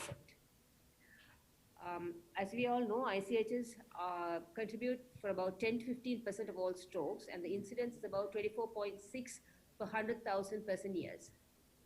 And currently, we can see an increase in the incidence, especially due to the general demographic pattern of an aging population, and also the more abundant use of antiplatelets and anticoagulants. So when it comes to therapy or therapeutic guidelines, some areas are not very specific. And some of the best medical therapies and surgical therapies and techniques are still under study.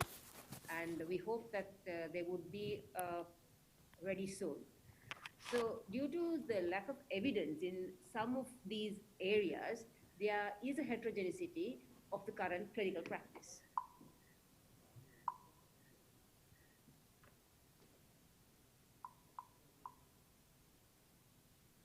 So, sorry.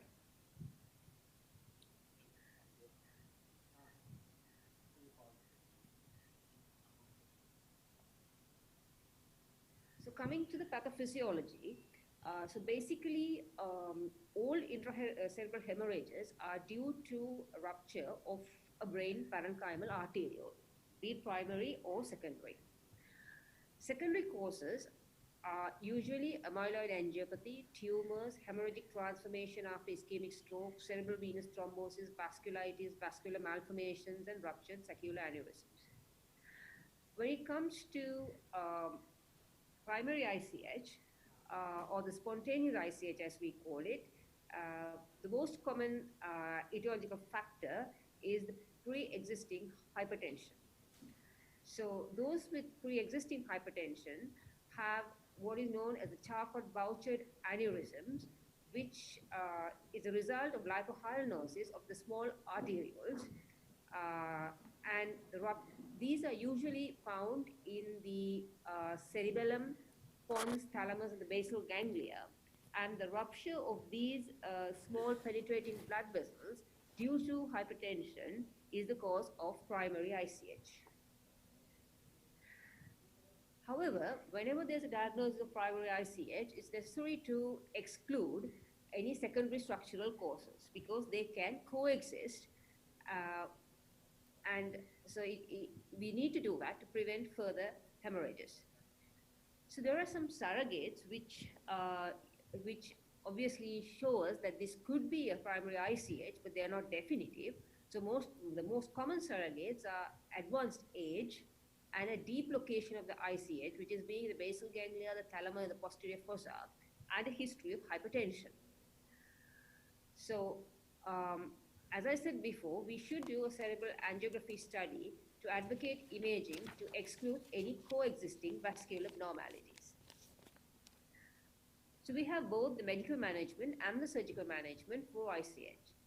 And when we consider the medical management, the goals of medical management are treating intracranial pressure, controlling systemic hypertension, and preventing hematoba expansion.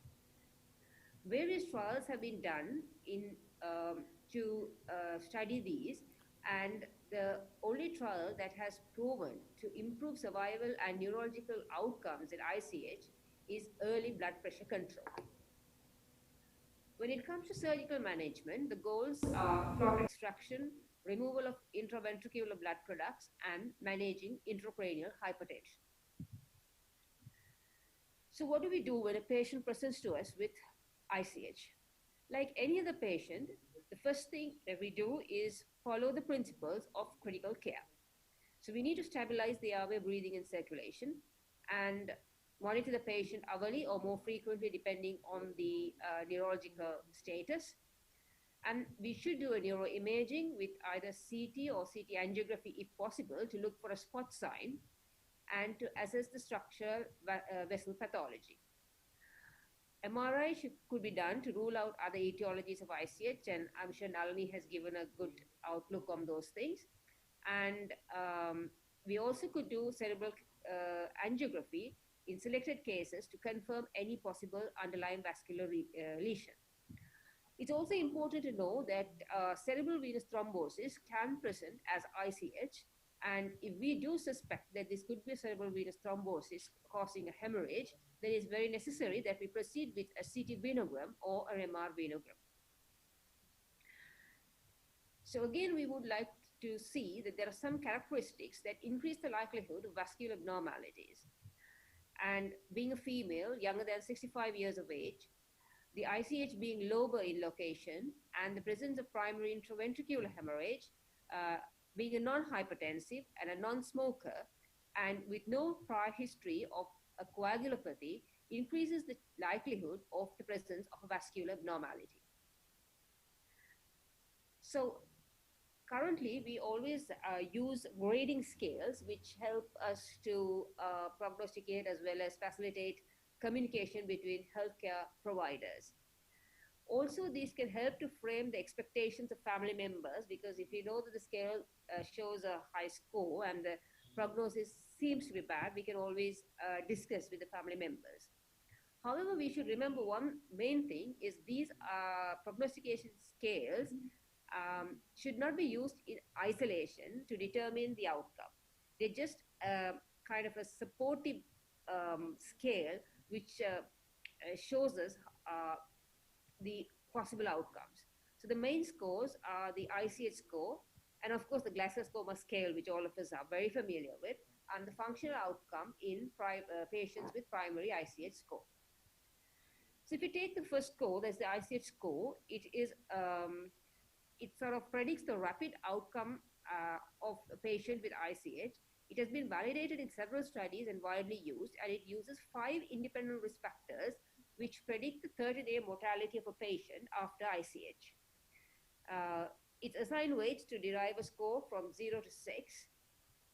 And the determination of ICH score, I have just shown it in this table. It involves the Glasgow-Coma scale score, the intracerebral hemorrhage volume, the intraventricular hemorrhage, and infratentorial origin of intracerebral hemorrhage, and the age. The good thing is nowadays we don't have to remember any of these scores because they're all available on apps on our phones. So it's good to use these because it's easily available and we don't have to worry our brains too much. Of course, the Glasgow-Coma scale, I think all of us are very familiar with this, and so it has a score of out of 15, and the components are eye, verbal, and motor. So I'm not going to go into details because it's too common and all of us know this. Next thing I would like to touch on is the functional outcome in patients with primary ICH score. This is also useful for clinical decision making, and it estimated that the likely functional independence at 90 days. So this is again determined by the intracerebral hemorrhage volume, the age in years, intracerebral hemorrhage location, the Glasgow-Coma scale, and the main component that we need to know here is a pre-intracerebral hemorrhage cognitive impairment, because those with a poor cognitive ability before the ICH are more prone to have a poor outcome. So this is the scoring scale which shows the different components, and again this score is freely available in many of the apps on our mobile devices and on the net and can be easily accessed. So coming to the first thing, the hematoma expansion. So this is one of the most common cause of secondary neurological deterioration in a patient with ICH. And also it's a leading modifier of survival and functional outcome in up to 1/3 of the patients after ICH. Hematoma expansion usually occurs within the first 24 hours, but however, there have been cases of delayed expansion, and the impact of ICH outcome is due to its effect on midline shift and cerebral herniation. So one of the predictors is the spot sign, which is actually when you do a CT angiogram, and if you look at the source images or when you do a contrast enhanced CT, we could see the extravasation of contrast within the hematoma, and it is an independent predictor of hematoma expansion. So one of the trials, which is the PREDICT trial, which is prediction of hematoma growth and outcome in patients with intracerebral hemorrhage using the CT angiography spot sign, has shown that spot sign positive patients had a higher mortality at 3 months compared to spot sign negative patients, and this was quite obvious with it being 43.4% versus 19.6%. So there have been several trials to actively control hematoma expansion by acutely controlling hypertension and by supplementing clotting factors. However, the most important one is the control of hypertension. So when we go into the blood pressure reduction trials, the common trials or the very often spoken about is the INTRACT-1 trial, which is the intensive blood pressure reduction in acute cerebral hemorrhage trial 1. This demonstrated the safety and feasibility of intensive blood pressure reduction in acute cerebral hemorrhage. So the INTRACT-1 was followed up by another study, which was the INTRACT-2 study, where the patients were randomized to receive either intensive treatment of systolic blood pressure, reducing it to less than 140 millimeters mercury, or reducing the blood pressure to less than 180 millimeters mercury. So the primary outcomes that were studied were death or major disability at 90 days. And when we consider the primary outcomes, there was no statistically significant difference between the two groups. And there was no significant reduction in hematoma growth in the intense blood pressure lowering group, that is where the blood pressure was lowered to less than 140 millimeters per mercury. However, the secondary outcomes, including the ordinal analysis of the modified Rankin scale, which is a scale that shows the disability after stroke, showed a favorable shift for intensive blood pressure lowering, that is bringing the blood pressure down to less than 140 millimeters mercury. We also discuss a third trial, which is known as the ATTACH-2, or the antihypertensive treatment of acute cerebral hemorrhage 2 trial, which again failed to show significant difference in the primary outcomes, which is death and disability in the intensive versus standard groups. So based on these three trials, we are placed with the question of whether we should reduce the blood pressure to less than 140 millimeters mercury or to less than 180 millimeters mercury in a patient who presents to us with ICH. So the trials clearly show us that there's no significant change in 90-day morbidity or hematoma expansion in either way. However, if we take the secondary outcomes, we know that there is a significant benefit in reducing the blood pressure to less than 140 millimeters mercury. So the American Heart Association guidelines say that the target systolic blood pressure should be definitely less than 180 millimeters mercury in all patients. And if the patient has no contraindications and considering the secondary benefits, it is safe to reduce the blood pressure to less than 140 millimeters mercury. So the next component is whether we should use clotting factors or replace the clotting factors in patients with ICH. So there was a trial known as the FAST trial, which is the factor 7 for acute hemorrhagic stroke trial, where we studied the use of recombinant factor 7. The primary outcomes of death and severe disability at 90 days was not different between the two groups. That is the group where we used the recombinant factor 7 versus the group where factor 7 was not used. And also when it came to absolute reduction of the ICH growth relative to placebo group was statistically significant. However, the clinical aspect, the clinical improvement was minor. So even though we had statistical evidence, the clinical evidence was not in favor of using recombinant factor 7. So especially based on phase 3 trials. And also the adverse outcome was that the use of factor 7 was associated with more arterial thrombotic events. Currently, the tranexamic acid is being tested, and again, the benefit is very dubious. So the TICH2, that is the tranexamic acid for hyperacute primary intracerebral hemorrhage, tested the hypothesis whether giving IV tranexamic acid reduces the death and disability if given within 8 hours of presenting with ICH. So this is still ongoing with the phase 3 trials, and we are waiting the results.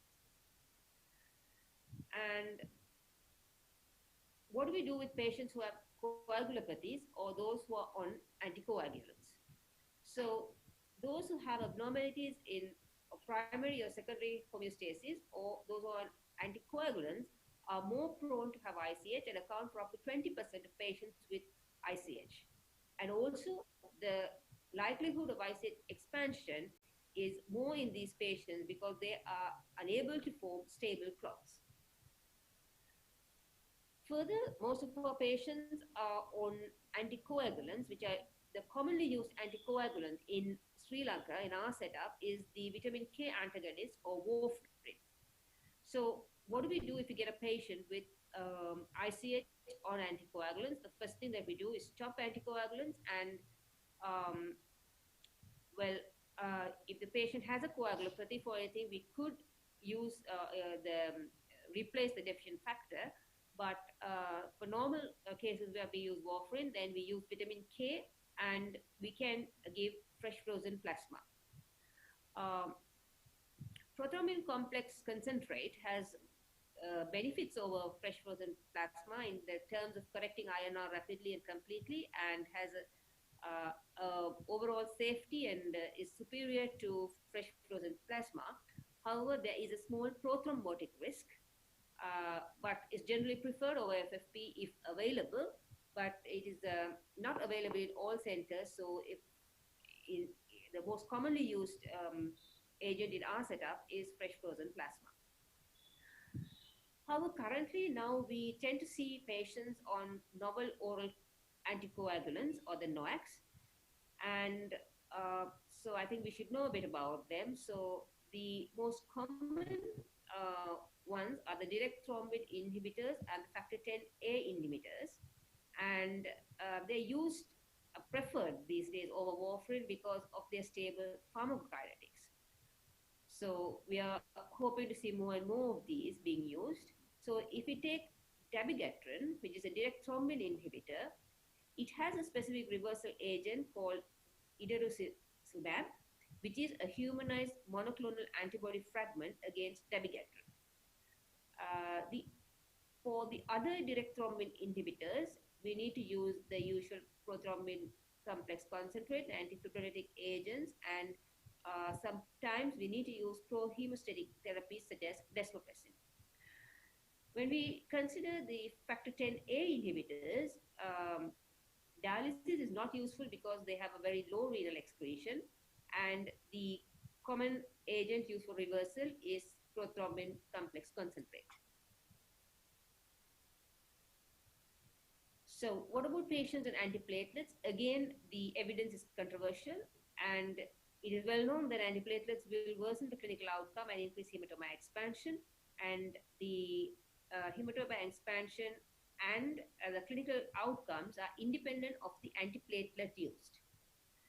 So there was a trial done, which was the patch trial, platelet transfusion versus standard care after acute stroke due to spontaneous cerebral hemorrhage associated with antiplatelet therapy. It was a phase 3 trial, and it did not confirm clinical benefit and raised the possibility of additional harm from platelet transfusion. So the trial did not support any clinical benefit from platelet transfusion, and it showed possible harm. Therefore, currently, platelet transfusion is not indicated in conservatively managed patients, but however, we should consider that in those patients who are supposed to undergo or who need to undergo neurosurgical interventions, we may need to transfuse platelets in order to make it more convenient for the neurosurgeon. Cerebral edema is another complication that we see, and perihematomal edema evolves over the first 2 weeks and most rapidly over the first 48 to 72 hours. So it is associated with activation of inflammatory pathways by toxic biochemical and metabolic effects of the clot products. And the perihematomal edema growth is a biomarker for secondary injury. There have been studies on fingolimod being used within 72 hours of symptom onset, and iron chelators like desferoxamine mesylate within 24 hours, but currently There's been no proven clinical therapy that reduces perihematomal edema and improves outcome. So what about seizures? 16% of patients develop clinical seizures and 31% develop electrographic seizures during the first 7 days after ICH. And this is more common if the ICH is cortical. And however, there's been no association between seizures, mortality, and outcome based on population studies. So currently, the guidelines do not recommend seizure prophylaxis. And also, it has been noted that antiepileptics such as phenytoin have been associated with worse neurological outcomes and increased mortality. Currently, we use levetiracetam, but again, the data on the benefits and the long-term outcome is insufficient to make any specific recommendations. So when it comes to intraventricular hemorrhage, it complicates up to 40% of intracerebral hemorrhages and is an independent predictor of increased mortality where actually intraventricular hemorrhage leads to about 50 to 80% chance of an increased mortality. So it also causes hydrocephalus, and we need to attend to it. And the easiest thing that can be done with the least amount of facilities is the use of external ventricular drains, which will prevent hydrocephalus as well as reduce the neurotoxic effects of the intraventricular blood. And this is often underutilized. So the guidelines recommend the use of external ventricular drains in patients with IVH and ICH, and especially if the patient has a decreased level of consciousness and obstructive hydrocephalus. So external ventricular drains do not immediately clear the ventricular clot, and there can be complications due to external ventricular drains, such as obstruction of due to the blood clot and debris, and may require replacement. So systematic reviews and meta-analysis have reported that mortality reduction with intraventricular thrombolysis is 50% compared to using external ventricular drains alone. And there is increased odds of good functional outcome and decreased rate of shunt dependence if we can do intraventricular thrombolysis. And also the complications such as ventriculitis and rehemorrhage rates were not increased with intraventricular thrombolysis.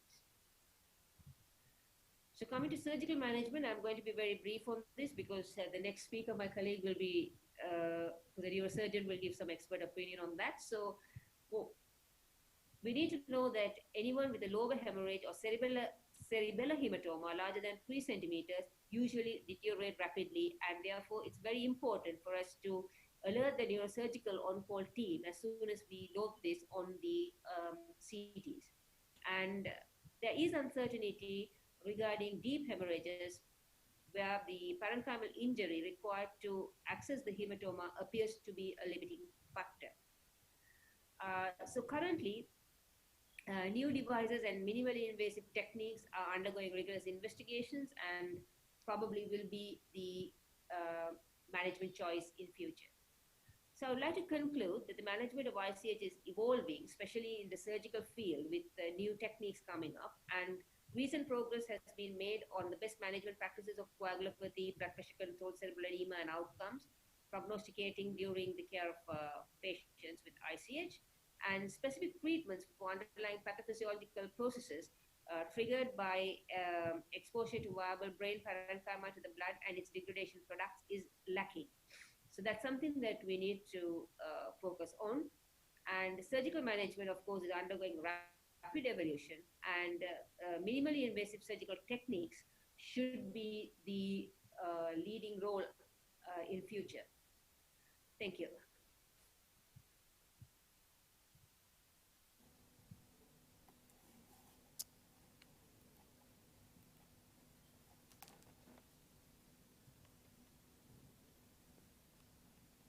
His mouse is fine.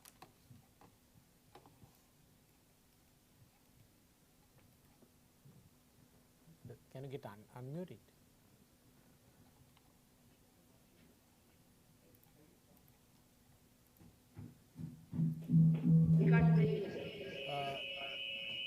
Thank you. Ajini for that presentation on management of intracerebral hemorrhage.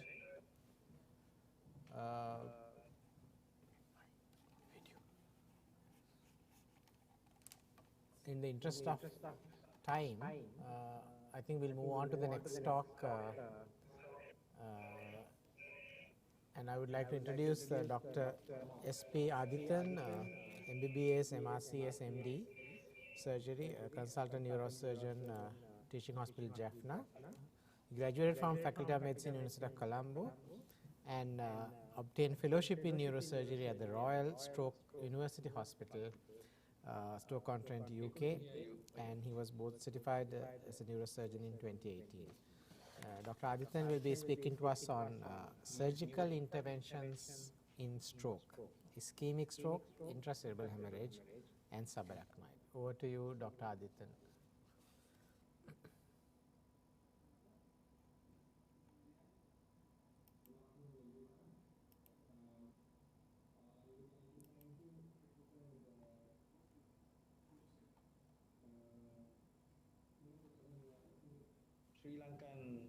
National Stroke Association of Sri Lanka and the Association of Sri Lankan Neurologists.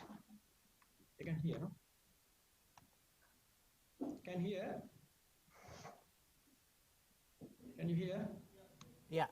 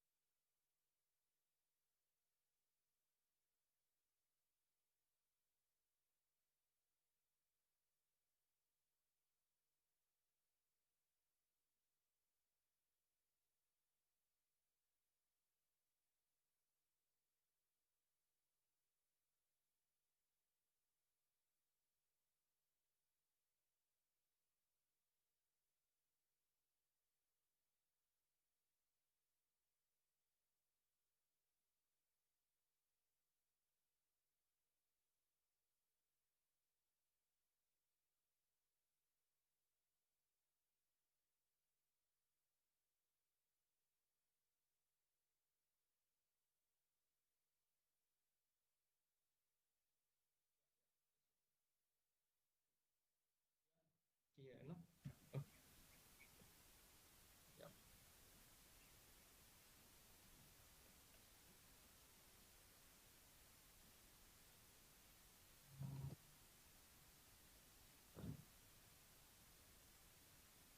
Okay. Yeah. Yeah.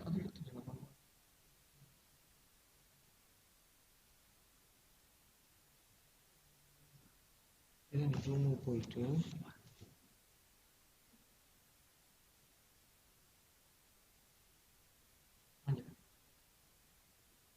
okay, coming up.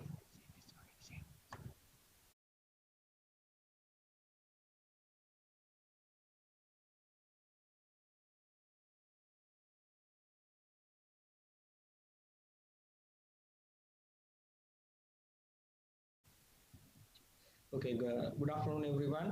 I would like to thank the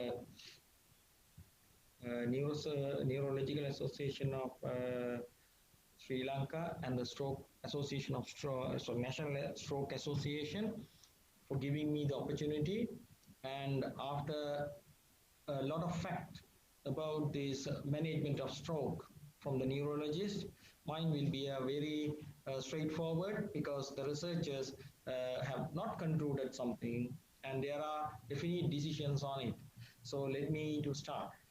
So the common armamentarium we have is to prevent further damage to the brain and while treating the primary cause of this stroke. And The treatment for primary causes, we can say the good example is a clipping of an aneurysm when there is an aneurysmal subarachnoid hemorrhage occurs, and also evacuation of ICH where sometimes this is caused by a arteriovenous malformation or tumor that will prevent further bleeding and damage to the brain. So that is a primary damage treatment. There is examples of primary damage to the brain. But prevention of secondary damage is most of the time is the fact. And we do decompressive craniectomy. That is, we remove the bone flap with or without duroplasty, depend on the tightness in the brain. The duroplasty means we cut the dura in a radicular fashion or different fashions, depend on the surgeon's experience and how they perform. And they remove the dura and leave it open with dural supplements such as Duragen or dural patches, or natural things replacement such as pericranial patch or fascial layers.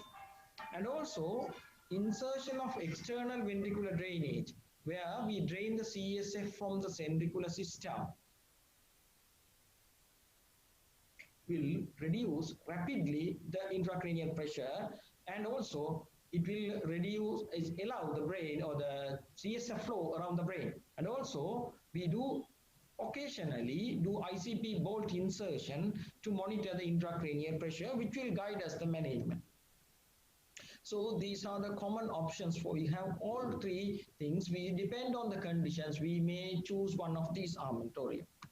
And also the long-term basis, I will touch only here, that is to when the patient's outcome is poor, then we may have to go for surgical tracheostomy or percutaneous endoscopic gastrostomy tube or gastrostomy tube open method. Commonly we now use a PEC tube to increase enable the patient to have a good nutrition. And also, if, which should not happen, but it occasionally happens, when there is a contraction in the tendons or muscles, we may have to release the tendons, and also we may have to treat the bed sore as a surgeons. But those two should not happen in a proper ideal manner of management of these patients. So I will straight away start the surgical management of ischemic stroke, where, as stated in previous speakers, when the patients deteriorate or patient's condition progressively worsening as evidenced by the radiological findings, CT scan or MRI, where the effacement of the brain seen and with the midline shift, compression of the ventricular system or herniation seen, then we do a decompressive craniotomy with or without duroplasty. And also, if bleeding, the ischemia is around ventricular drainage pathway that is close to the ventricle or aqueduct, or when the foramens where it comes out, Lushka and Magendie, close to that, then there will be obstruction. Then we may have to put an external ventricular drainage tube, which runs a risk of getting infection about 2.5%, and also it is some benefit also, other than draining the CSF, we can measure the intracranial pressure using external ventricular drainage. And also ICP bolt insertion in the safe area in the frontal region in the brain, where we can monitor the intracranial pressure. Various ICP bolts are there, but commonly used are intraparenchymal ICP bolts, where we can measure the pressure. And also in developed world, they use where the ICP bolt can measure the oxygen concentration in the brain tissue. Rarely, or very rarely I should say, resection of the brain tissue can happen, but when the decompressive craniotomy or craniotomy was introduced in 1956, it is usual or common to remove a part of the brain to reduce the intracranial pressure. We rarely do a resection of the brain tissue, especially we do only in the temporal region, antero-inferior part of the temporal lobe, to reduce the crowding in the tentorial region. And also the ischemic stroke, surgeons play a role in long-term management, as I mentioned in the previous slides. Right. What is the indication for surgical interventions? This in high risk for further infarction or swelling. I will come out this, what are the indicators of high risk for further infarction or swelling in the next slide. But when there we see those signs in the radiologically, then we go for these surgical intervention, especially a decompressive craniectomy. Or when there is a unilateral MCA in a younger patient, relatively, usually these are in 80s patients, when patient is less than 60 years or deteriorate neurologically significantly, 2 GCS score drop, or within 48 hours, despite a proper medical therapy where the pressure is controlled and the analgesics given and patients catheterized and patient's coagulopathy corrected, still patient is progressively deteriorated, then we may have to consider, especially when it's right side where the morbidity is less. So we consider a surgical intervention in these patients. When cerebellar infarction, we have a low threshold for a decompressive surgery. Where, because as you all know, the posterior fossa is a small space and the cerebellum usually supplied by minimal vessels. So any infarction is a large infarction. It will obstruct the CSF flow. And if we try to put when a patient develops hydrocephalus, if we try to put an external ventricular drainage, then that can cause a reverse coning through the tentorium, which is dangerous. So we almost always, we have a low threshold for craniectomy in the posterior fossa infarction. And also development of hydrocephalus, as I mentioned, especially in the cerebella, but as I mentioned, it's very close to any ventricular system, can cause hydrocephalus. So we may have to intervene surgically. So what are the, but still, though there is a lot of studies going on, there are uncertain things are there where at surgeon's discretion, the decisions may vary. So what is the optimal trigger for decompressive craniectomy is not fully or not stated properly.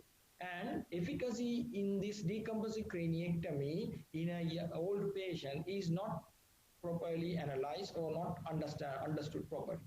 And optimal timing, whether is early, it is now understood.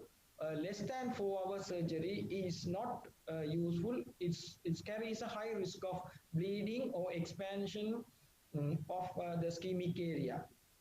So as a bit of delayed surgery, but optimal timing is not stated. It's also again depend on the surgeon's discretions, availability of the facilities that may vary. But still we don't have a consensus in the optimal timing.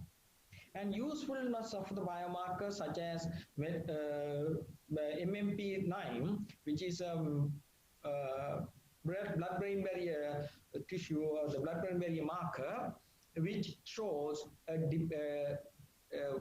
damage to the blood-brain barrier. But this is not well understood, but being analyzed or studied by the various groups. And usefulness of EEG also not fully understood. Suppression in the EEG activity is not contraindicated, and also there is the delta wave pattern in EEG is not definite indication for decompressive craniectomy, but it is suggestive the brain is being compressed, then the surgeon tend to do a decompressive craniectomy. And what are the risk factors radiologically seen? A frank hypodensity within 6 hours of the onset of symptoms is carrying a risk of getting a more than 1/3 of MCA territory infarction. So we have a low threshold to do a decompressive craniectomy. An early midline shift is within 48 hours. If we see a midline shift, it will be benefited doing it by doing a decompressive craniectomy.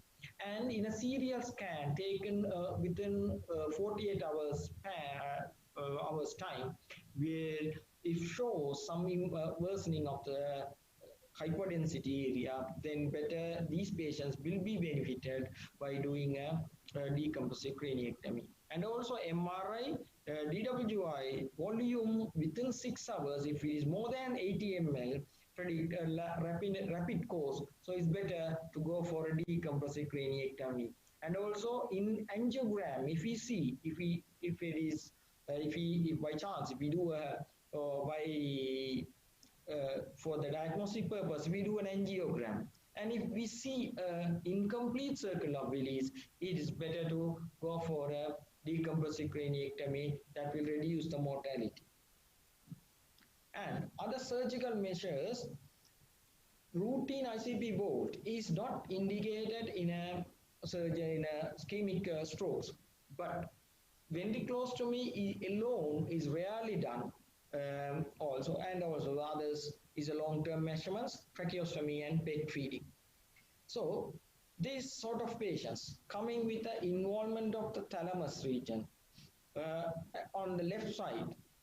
So we may, by doing a decompressive craniectomy, we will prevent mortality, but what will happen to the more weights? It's arguable, it's still discussed, right? And also there are people or the centers, they don't prefer to do these sort of surgery, these sort of patients where the outcome is very poor. Then I will move to intracerebral or cerebral hemorrhage, where again we have the surgical options of craniotomy or craniectomy. But usually in a ischemic stroke we do a craniectomy. But in craniotomy, larger hemorrhages, when we do larger hemorrhage, there will be adequate space for the brain to swell up. So we sometimes replace the bone flap to prevent a second surgery. So either it can be a craniotomy or craniectomy with or without evacuation of ICH, where depend on the location of the ICH, the decision may vary. And if it is a lobar ICH, we will remove it easily. But if it and close to the cortex, we will remove it easily. But deep-seated ICHs, we may, and if we have to go through a normal functional areas, we may have to refrain from removal of the ICH. And also we put a insertion of external ventricular drainage tube to when, especially when patient have an IC intraventricular hemorrhage with a parenchymal hemorrhage. And also minimally invasive techniques are being analyzed as mentioned by the previous speaker. Minimally invasive techniques it has been practiced previously as a blunt technique or blind technique where we use a brain needle to aspirate the clot. But now there are endoscopically endoscopic aspiration of the clot with the washout, with or without thrombolytic agents being analyzed and is being shown some promising effects. So we will see one by. So we do surgically for the cerebral hemorrhages, evacuation of ICH. To reduce the mass effect, we do decompressive craniectomy or the evacuation of hematoma. And when there is a midline shift, we do a surgery and hydrocephalus there. Then we do a surgery, either extraventricular drainage or in the case of cerebral hemorrhage, we do not have to put a external ventricular drainage. Sometimes evacuation of the clot alone will help us to improve the hydrocephalus. And in the case of intraventricular hemorrhage, where the evidence is poor, still we remove the ICVHs, and we see some patients occasionally recover well after evacuation of the IVHs. Okay, this is just to show small ICHs doesn't need any surgical management at all, other than a very good medical management. So various slides which I have referred. So these are the slides. So where you don't know. But the third slide, you can see an area that ICH may cause a third ventricular compression and the hydrocephalus. So we have to keep very close look in this patient, and if the patient deteriorate, we have to do a CT scan, repeat CT scan early, so that we can detect it early, and we may have to go for an external ventricular drainage. So in the surgical wise, no benefit for early evacuation in the supratentorial bleeding. It has been shown in the stitch trial 1 and 2. Early evacuation is not also, it is evidenced by the newest AHA or ASA guideline, where early evacuation is not clearly benefited compared to the patients with when the patient deteriorate. Now, he can do the surgery when the patient deteriorate. Then patients is fully, or if the patient's initial GCS is remain same, we don't have to rush and do a surgery. So, in the assessment of the surgical management of the patient, we have to have a good understanding of initial GCS, and any deterioration in the GCS is guiding us to for surgery. So if the patient remains in the same GCS, even if a sizable intracerebral hemorrhage, we may have to manage conservatively, or we can manage conservatively. But in these studies, in the stitch 1 and 2, has shown a small survival benefit in lobar hemorrhages, but in the functional outcome is not it's not better in these patients. And also, minimal invasive technique has been assessed, where the needle or the endoscopic technique has been used, improved neurological in 2 weeks, 3 months time, but there's no survival benefit in these patients. And also, minimally invasive technique with recombinant plasminogen activator has shown some improvement in the outcome, is proved by the MISTI trial 2, and also minimally invasive endoscopic management with recombinant plasminogen activator has shown a better results in the third MISTI trial. So the minimally invasive techniques are coming up, and it's the better things around with these is a parenchymal damage is minimal. Only problem with this is the access to the bleeding area may be difficult in sometimes. So then it means if a bleeding point is not in the direct view of the endoscope, we will be in deep trouble to control the bleeding. So as far as it's not bleeding, then we will be safe enough to remove the clot and decompress the brain. So it's variable and arguable. With the experience, it may show some promising results. And this one CT where the endoscopically managed. So the CT evacuation of the ICH as a thalamus deep-seated ICH endoscopically managed. As we know, the outcome is better, but mortality may not change with this management. Right, this is the just to show how we do with the endoscope, and we have to suck out the clot while directly looking at the clot through the endoscope. Okay. Then we go for the larger ICHs, where they are very close to the cortex. They are beneficial, or it's easy to remove also, and the damage to the parenchyma can be minimal. And these surgeries takes a short time, so the anesthesia time is short, and patient may be benefited. So this sort of large lobar hemorrhages close to the cortex are benefited by surgical intervention. But remember, we have to have a microscope to get a good hemostasis. And also, this is large again, another one, which is very close to the surface. This will benefit, and the patient's neurology also improves after this surgery. Remember, the second one is very close to the cortex, so there is very unlikely to this patient to improve in his neurology.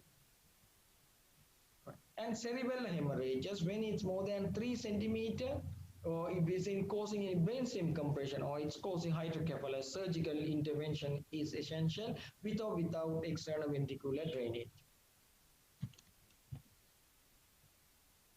So this is a typical cerebral ICH, where you can see fourth ventricle, the slit-like fourth ventricle here, and is almost closed in lower down. So evacuation through cortical evacuation will benefit in this patient. And also we have to know not only the hematoma cause the mass effect, there's a perihematomal penumbra or the edema can cause in a mass effect. Small hemorrhages, we don't have to do anything because it will settle on its own. So we don't have to do anything surgically, but other than we use a hyperosmolar therapy with a good oxygenation. But in asymptomatic large ICHs also, we don't have to do anything surgically. We have hyposmolar with good oxygenation will help us. But in elevated ICP or causing a neurological deficit, we with the hyposmolar surgical management will help to prevent the mass effect. And MISTI trial 2 has shown surgically significant reduction in the edema occurs after the evacuation of the hematoma. So this will change, the endoscopic technique will change the approach to the cerebral hemorrhages management.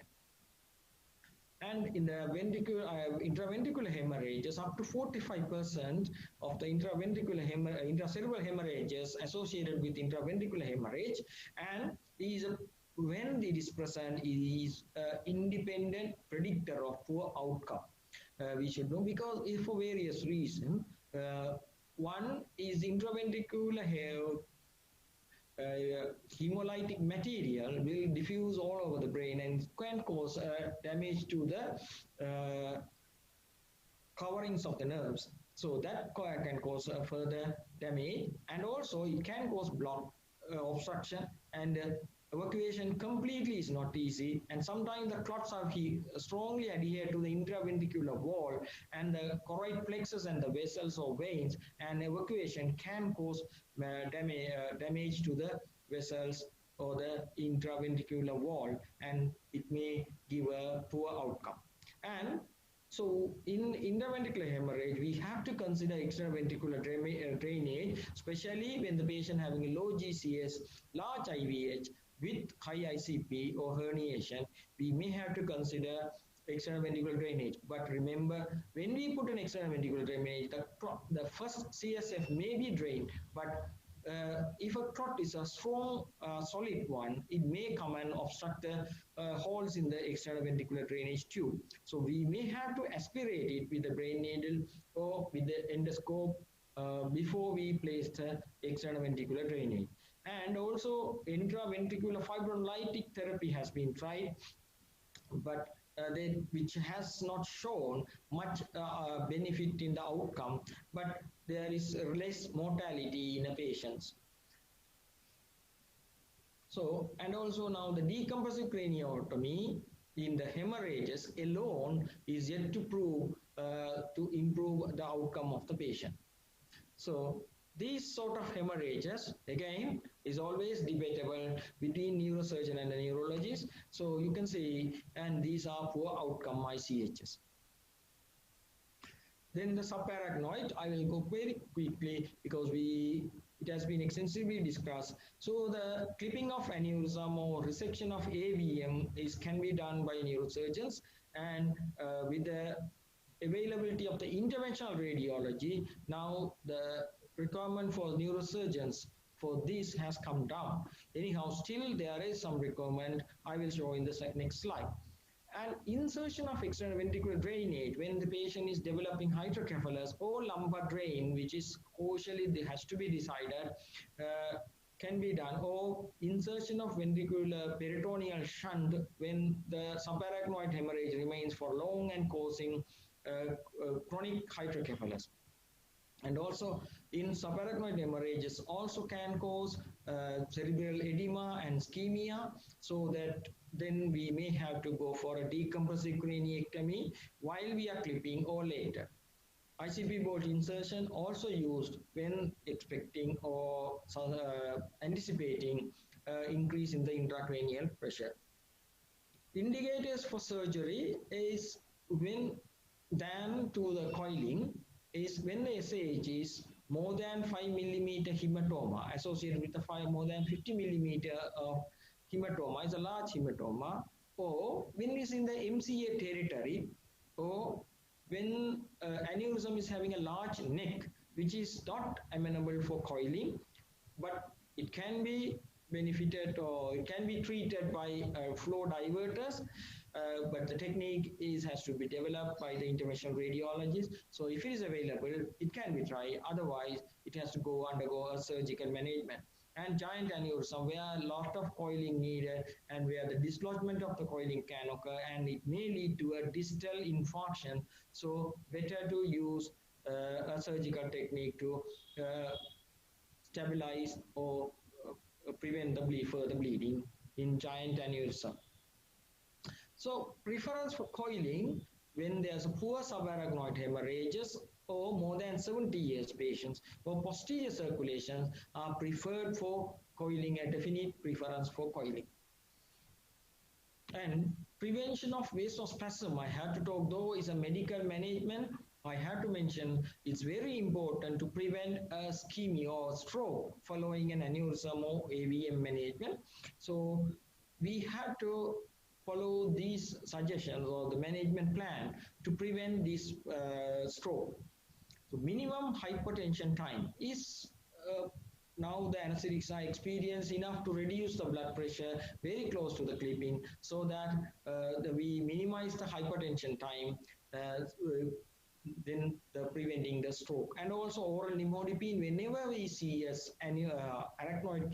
subarachnoid hemorrhage, we have to start a spontaneous subarachnoid hemorrhage. We have to start nimodipine. As you all know, the nimodipine is not preventing vasospasm, but it's prevent damage to the neuronal tissue.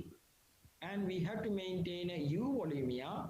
Prophylactic hypervolemia or balloon angioplasty is not recommended at the moment to prevent vasospasm unless a patient develops evidence of ischemia or early ischemia.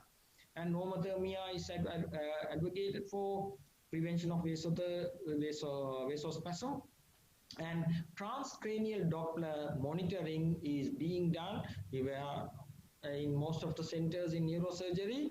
And this suggests us whether there is any spasm or developing or not, depending on the velocity. When the velocity goes up, when there is a spasm comes around.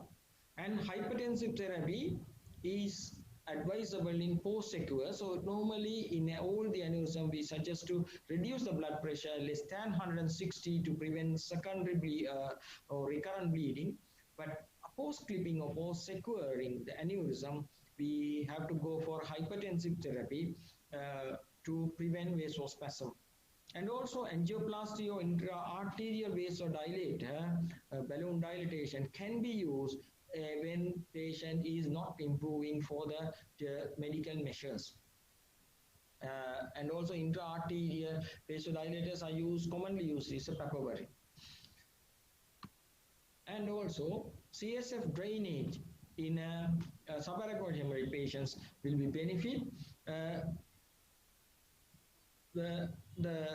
What we have to think about is early insertion of extraventricular drainage before securing the aneurysm can cause a risk of rebleeding. Out of 3 main studies, 1 study has shown it has increased the risk of bleeding, but 2 studies show there is no increased risk insertion of EVD. But maybe we have to be careful when we keep the EVD. If we don't overdrain the EVD, extraventricular drainage, then we can prevent a sudden decompression in the brain parenchyma, so that the risk of bleeding can be prevented.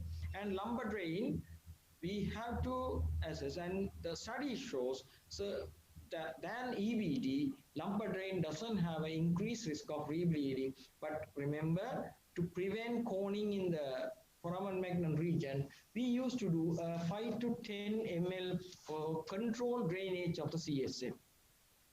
And also, short duration is of EVD. Now, to prevent infection, people tend to keep the EVD for short duration, and it has not shown any benefit in reducing a requirement for a ventricular shunting system. And also, routine fenestration of lamina terminalis is not useful in the aneurysm clipping or subarachnoid hemorrhage. Earlier, we used to do lamina terminalis opening to drain the CSF into the basal cisterna from the third ventricle, but it is not seem to be reducing insertion of the VP shunt. And also I would like to mention about this perimesencephalic bleed, where it is also a subarachnoid hemorrhage, which is centered anterior to the pons and midbrain. It occurs around 10 to 15% of the spontaneous subarachnoid hemorrhage, and it may extend to the basal cistern, suprasellar region cistern, and proximal sylvian fissure or interhemispheric fissure. And this is caused by a venous bleeding, almost always, and it's a once and for all bleeding. So it's a safe bleeding, safe subarachnoid hemorrhage patient to have. And it is sometimes occurs in 1/3 of non-aneurysmal bleeding it has seen, and may settle in the bleeding can be seen in the occipital horns of the lateral ventricles. So that doesn't mean it's an aneurysmal bleeding. So these people should be aware of this perimesencephalic bleed also, where we don't have to do anything other than observing the patient for a couple of days. And also, we should not miss thinking that this is a ventricular hemorrhage with parenchymal. This is typical subarachnoid hemorrhage where the aneurysm is projecting towards the third ventricle and it has filled the ventricular system. So we should not miss this aneurysm when we see this sort of CT scan where the intraventricular hemorrhage seems to be a prominent one. And also, this is also again can be considered as a temporal ICH, but if you go through the tip of the bleeding, is going very close to the sylvian fissure, is the most likely most likely is an MCA aneurysmal bleeding. So we should not ignore this sort of bleeding when we see this. With these notes, I will end up my presentation. Thank you.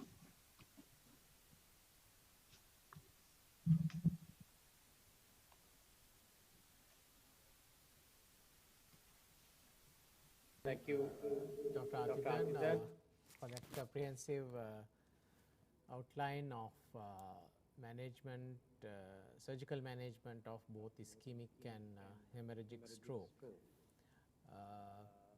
So we'll move on to the last item of our symposium, which is the stroke quiz.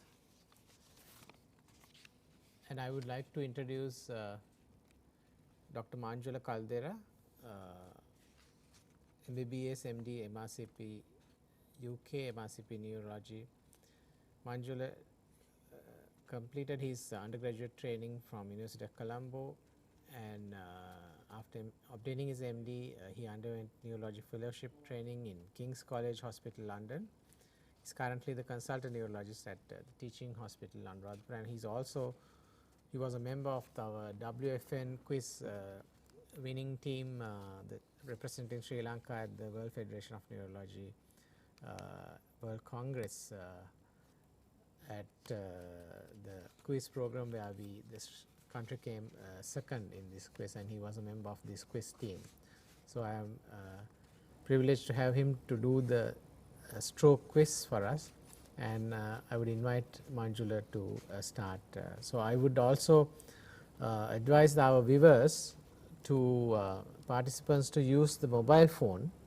Once you click your link on the mobile phone on the flyer, then you open the web page for the symposium. You go right down to the bottom of the page, and you get the stroke quiz there with a model answer script marking answers A to E. So you just mark your answer and then we get the polling results, and then it will be refreshed for the next question. So you won't be seeing your question on your mobile phone. Question will be on your computer screen, and you will be seeing the answer script on your mobile device. So that would be the easier way for you to answer. If your mobile screen is on, with the audio, it will show the questions on your mobile screen as well. So over to you, Manjula.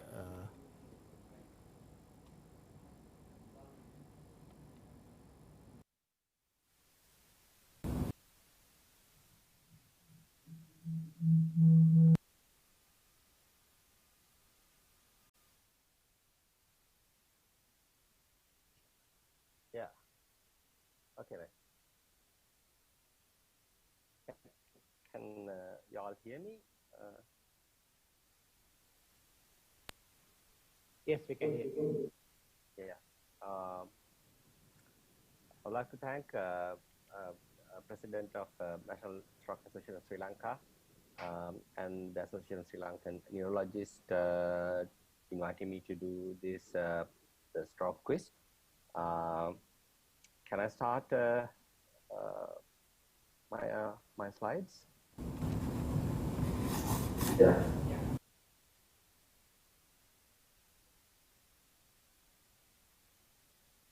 As Dr. Harsha Gunasekara gave the instructions, can you all see the quiz? Yes, we can see you. Yeah, wonderful. Which of the following is not an early sign of acute ischemic stroke? A, dense MCA sign. B, obscuration of lentiform nucleus. C, loss of insular ribbon sign. D, sulcal effacement. E, empty delta sign.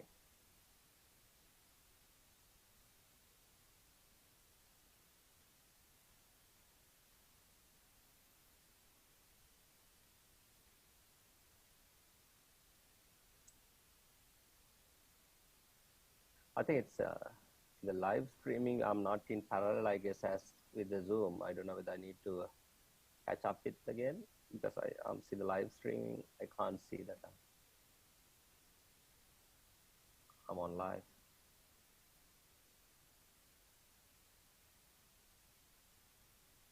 Yeah, it's right now. Okay, which of the following is not an early sign of acute ischemic stroke?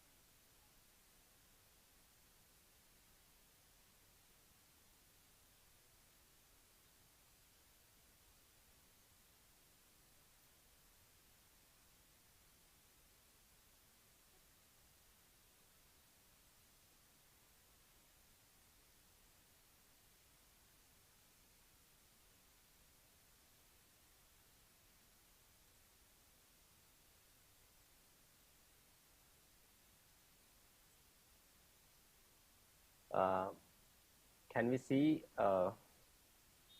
Is it live voting is around available? Can we get the technical assistance getting the live voting?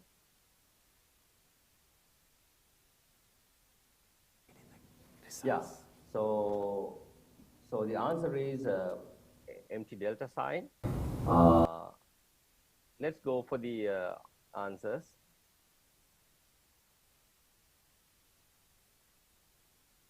Yeah, let's check the answers.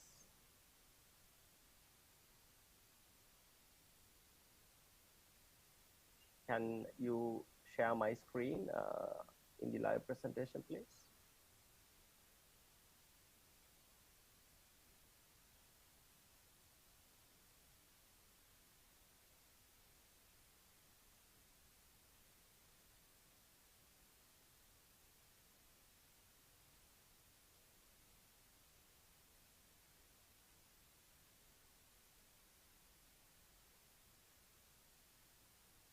Can you share my screen in the live presentation, please?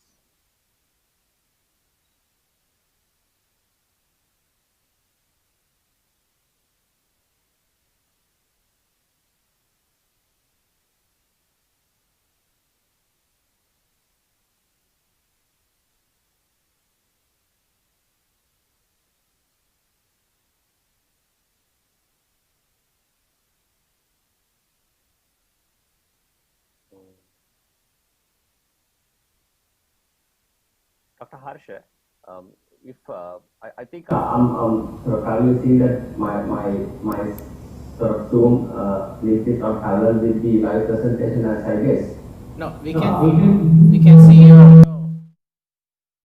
with the answer. True, but not in the live stream. Or is it in both? I see in I think you are seeing in Zoom, but I think the audience is seeing through the live stream. If that is the case, if the interaction is going to be not successful, if there are some difficulty in getting the changing in interfaces, let me do as like Aditya did without getting the responses. So the audience can do their own participation in the research. Yeah, I think. Is that all right? Yeah, I think you can go ahead with the questions and discuss the answers. Those who can log in will submit the answers. So. Okay, yeah. Fine. Thank you. So the answer is delta sign, as you all know. We had a chance to sort of discuss, listen to the radiology talk as well. Empty delta sign is not a acute ischemic stroke sign. It is something seen in people who have venous sinus thrombosis, where you can see the sagittal, superior sagittal sinus in the posterior fossa. That sign is called delta sign, which is in a non-contrast CT scan. In a contrast study, you see an filling defect of that, which is called, that is corresponding to the thrombus, which is the empty delta. So that is indicating the patient is having a venous sinus thrombosis.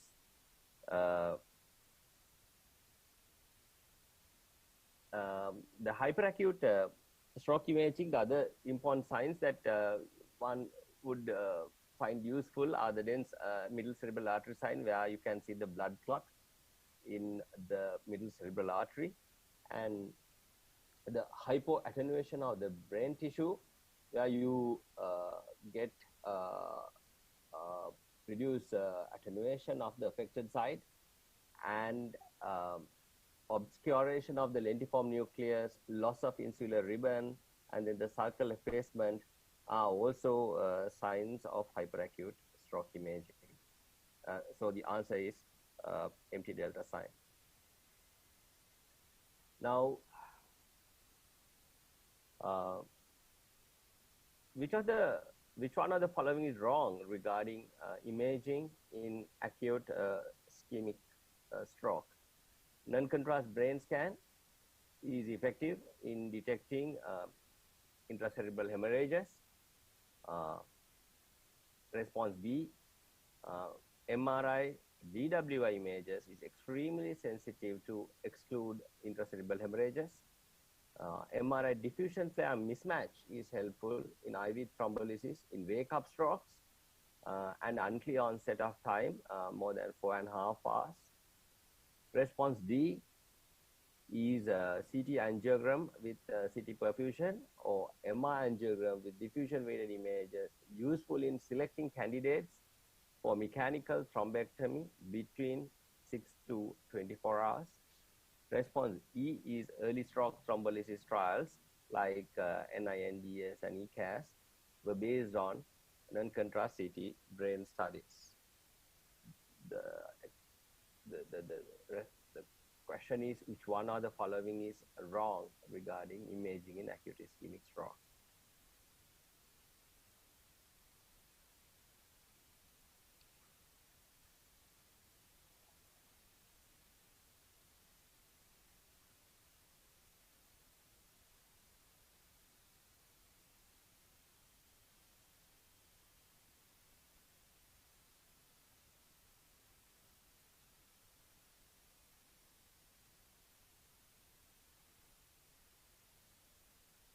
Okay, let's see the answers. The wrong answer is response B, which is magnetic resonance imaging with diffusion weighted images is extremely sensitive to exclude ICHs, which is wrong. Of course, diffusion weighted images are extremely sensitive to detecting early infarcts, but not ICHs. If you want to check ICH, non-contrast CT scan of the brain is very sensitive in the early phase. But if you want to do an MRI scan, then the gradient echo studies are sensitive in early phase, but it's equally sensitive. The gradient echo is equally sensitive in non-contrast CT scan. Since the MRI is time consuming and not available in many areas, sort of non-contrast CT scan is the choice in the resource poor setup. Anema diffusion weighted flare mismatch is helpful in IV thrombolysis in wake-up strokes, as evidenced by the wake-up study. And then the CT angiogram with CT perfusion or MR angiogram with diffusion weighted images useful in selecting candidates for mechanical thrombectomy between 6 to 24 hours,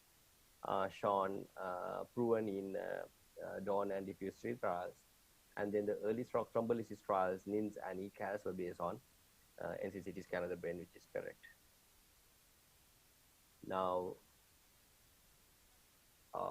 which one of the following tests is essential before initiating IV thrombolysis in an otherwise healthy patient? Response A, platelet count. Response B, PTINA. Response C, blood glucose. Response D, serum creatinine. Response E, CT angiogram of the brain.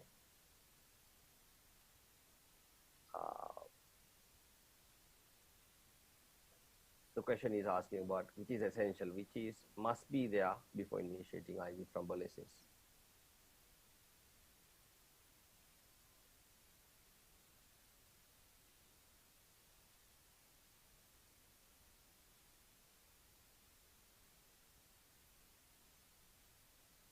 Okay, let's go and see the responses.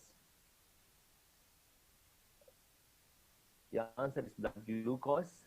Of course, you all know, like before thrombolysis, we sent full blood count and INR, but of course, you don't wait for the results unless the patient is known to have some problem with the coagulopathy, or the patient was on anticoagulation like warfarin, or some platelet or count problem in the bloods. You don't wait for these results to go ahead with, but of course, you need to have a normal sugar blood glucose to exclude severe hypoglycemia and hyperglycemia before initiation of IV thrombolysis.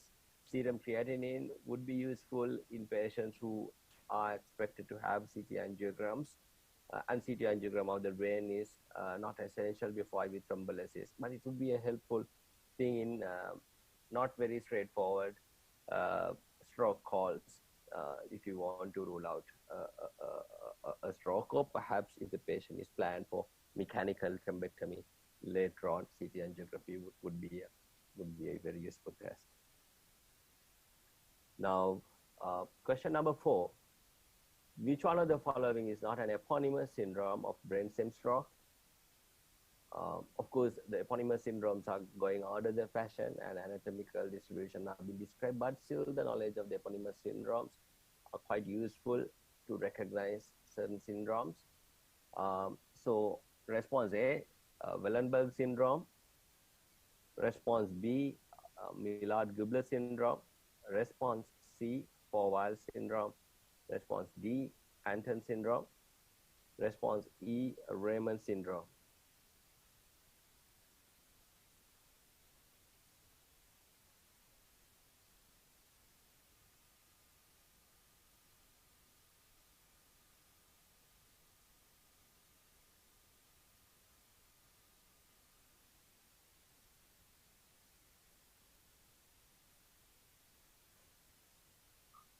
All but one is not a brain stem stroke.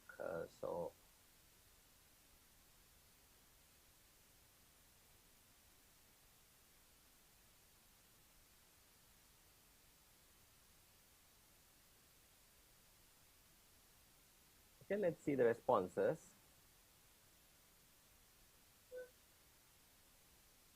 The answer is Anton syndrome.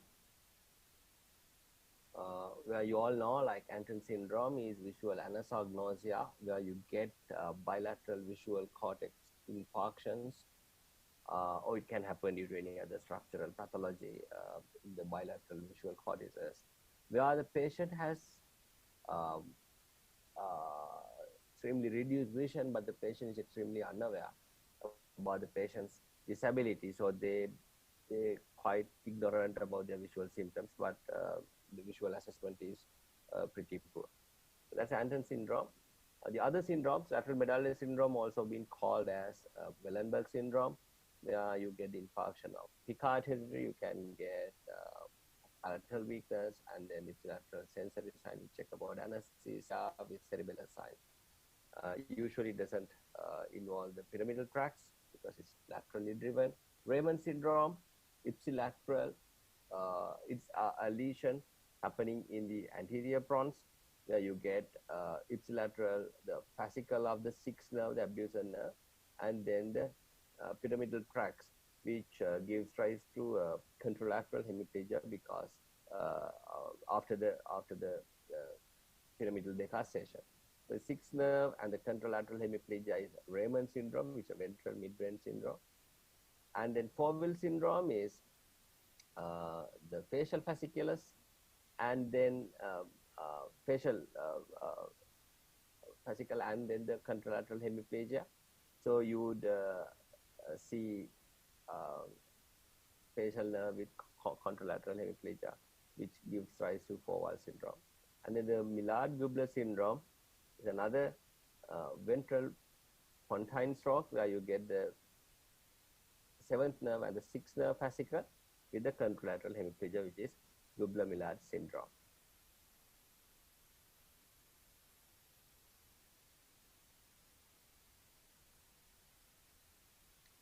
Now, which one of the following is not considered to be a typical hypertensive bleed? A, basal ganglia hemorrhage. B, thalamic hemorrhage. C, pontine hemorrhage. D, cerebellar hemorrhage. And E, parietal lobe hemorrhage. You probably have listened to the ICH talks today by Dr. Ajini Arsalinga, which may be a pointer to get the answer for this question. It is not considered to be a typical hypertensive bleed.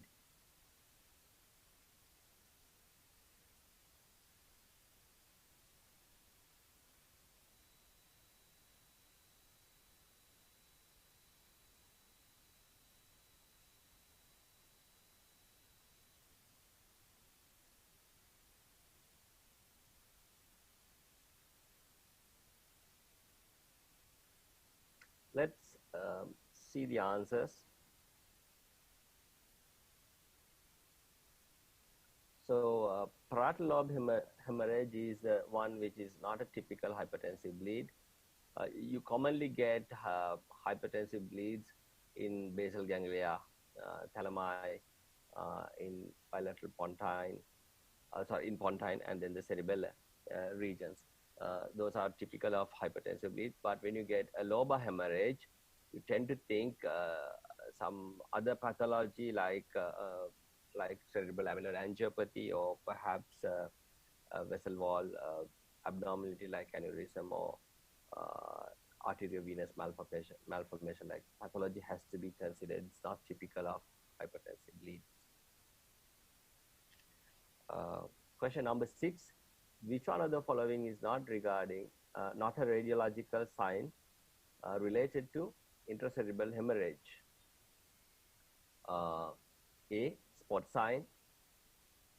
B, black hole sign. C, swirl sign. D, island sign. And E, MCA dot sign. So which one of the following is not a radiological sign related to ICH?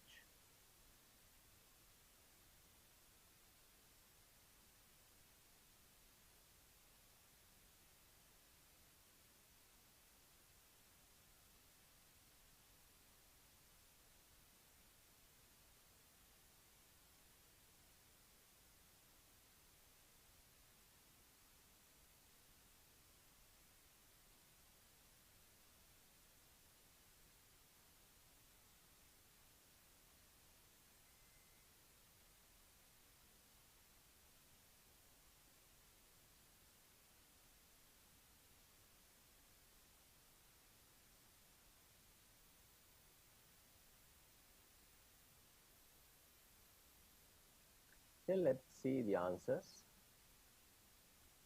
The correct answer is MCA dot sign, which is not related to ICH. It is the dense MCA sign equivalent of the M2 segment of the middle cerebral artery, which is known as Sylvian-Fisher sign. In this slide, you can see the Sylvian-Fisher. There's a dense lesion, which is a dot-like thing, which is a cross-section of the M2 segment of the middle cerebral artery. The blood clot you are seeing as a dot here. The other signs, the spot sign, of course, Dr. Arjuna Alsalingam discussed the spot sign and its importance as a strong independent predictor of early hematoma expansion. What you see here in these slides, in the first CT scan, you can see a primary ICH involving the basal ganglia. And the second one shows a CT angiogram. In the CT angiogram, you can see a dot which is indicated by the orange color arrow, which is due to extravasation of the contrast within the hematoma, which indicates hematoma expansion. And the third scan is an contrast study where you can see that the hematoma has been already has now been expanded and progressed. So the correct answer, and then the other signs, the black hole sign, you can see in these scans, there's a relative hyperattenuation, a black hole, which can take place in various shapes. It can be a round one, it can be an oval one, or it can be a rod-like one. And that is also described in early hematoma expansion in ICHS. Swirl sign is an acute extravasation of the blood into the hematoma. This is not only seen in ICHS, can be seen in extradural hematomas and subdural hematomas as well, where you can see the unclotted fresh blood, which is of lower attenuation than the clotted blood, which surrounds it in hyperattenuation. It's also a sign of hematoma expansion.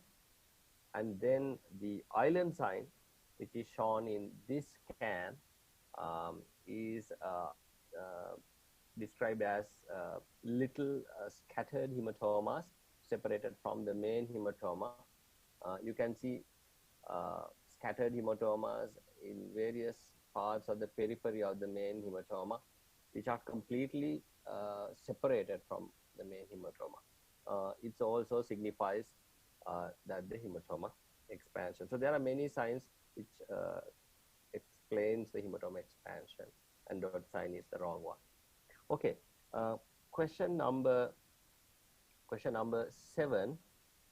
An SH patient who was GCS, a diagnosed subarachnoid hematoma patient who was GCS 15 at admission, become drowsy for 2 hours after the admission with any focal neurological signs. So patient is become drowsy but can be arousable and no other focal neurology. What is the likely best management option for this patient? Question A, place an external ventricular drain. Question B, initiate prothrombotic therapy. After I discuss various prothrombotic therapies. And C, initiate an anti-epileptic drug. Question D, provide hydration. Question E, add oral salt.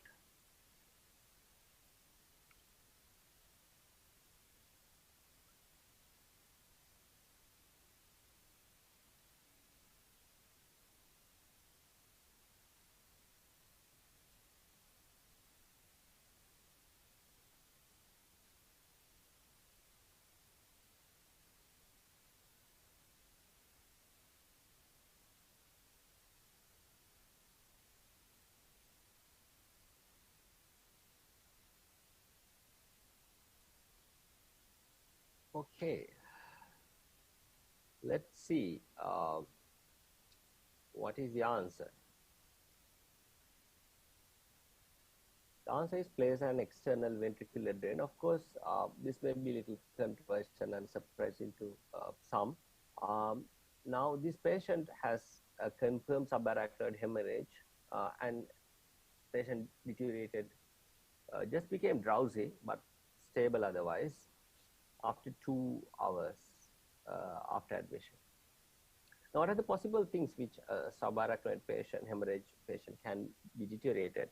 There are a few things like patient can develop an hydrocephalus, or patient can develop sudden rebleed and then deteriorate suddenly.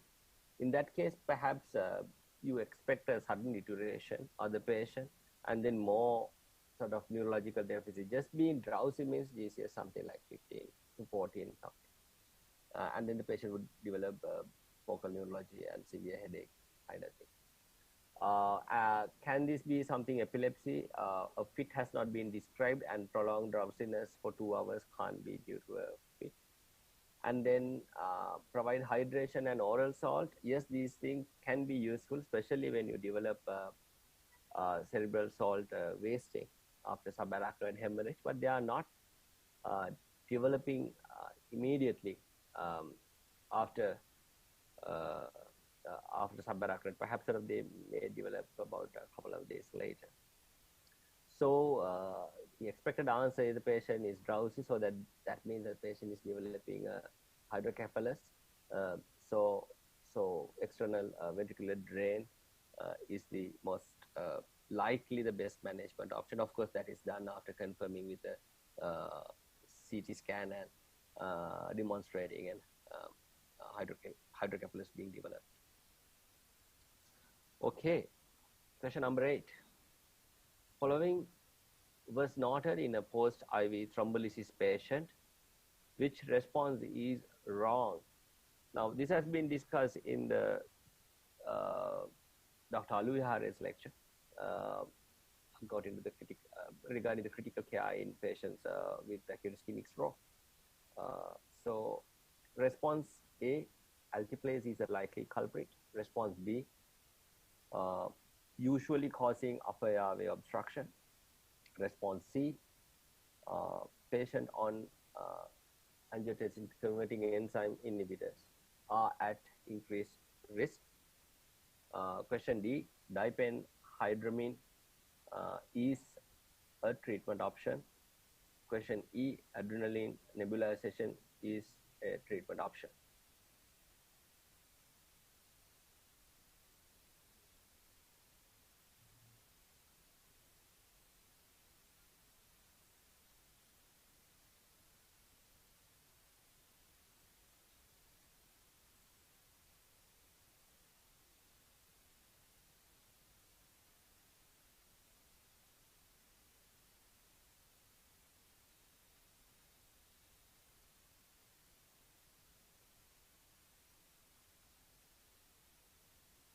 Hope you can recognize the condition, and then the answers are not going to be that difficult. Let's see. So the answer is B. Of course, you all know that this is angioedema, and angioedemas are not uncommon. I guess after alteplase, you may get angioedema in 1 to 3%, and it's a rare. Though usually it doesn't cause upper airway obstruction, although it potentially can give rise to upper airway obstruction. Most of the things are transient and self-resolving, or perhaps it may respond to treatment afterwards. But in very rare situations, this can give rise to upper airway obstruction, but you have to keep the possibility in the mind. And patient on ACE inhibitors are at an increased risk, but of course it can develop in the patient who are not on ACE inhibitors as well. Diphenhydramine is a treatment option, and adrenaline nebulization is also a treatment option. So how you're managing? Of course, the airway breathing circulation is important. You need to stop the infusion RTPA if it is already not completed. IV diphenhydramine, which is Benadryl, which is not available to us, unfortunately, although oral liquid forms are available of diphenhydramine in various cough syrups. We don't have the IV in our setup, so chlorpheniramine should be a reasonable option. IV ranitidine and IV steroid, methylprednisolone or hydrocortisone should be reasonable. And if it doesn't help, you can nebulize the patient with adrenaline 0.1%, 0.5 ml, or you can give subcutaneous 0.3 ml, subcutaneous of 0.1% adrenaline. And if there is a patient with angioedema, it's always sort of better to alert the anesthetist and the ENT team in case if you need some support from the upper airway management. Question number 9. Which one of the following is not correct regarding limb shaking TIAs? Which one of the following is not correct regarding limb shaking TIAs? Number 1, EEG shows epileptiform discharges. Number 2, consciousness is not impaired. Number 3, anticonvulsants are ineffective. Number 4, precipitated by certain maneuvers. Number 5, careful control of the blood pressure may alleviate the condition. Which one of the following is not correct regarding limb shaking TIAs? Limb shaking TIAs is a rare manifestation of a TIA. Mostly, when you get TIAs, you get negative symptoms. You get either sensory loss or motor loss. But this is something like a positive sign where you get shaking of the limbs, sometimes mimicking focal seizures or tremors. So it's important to recognize this condition, and which is the incorrect response.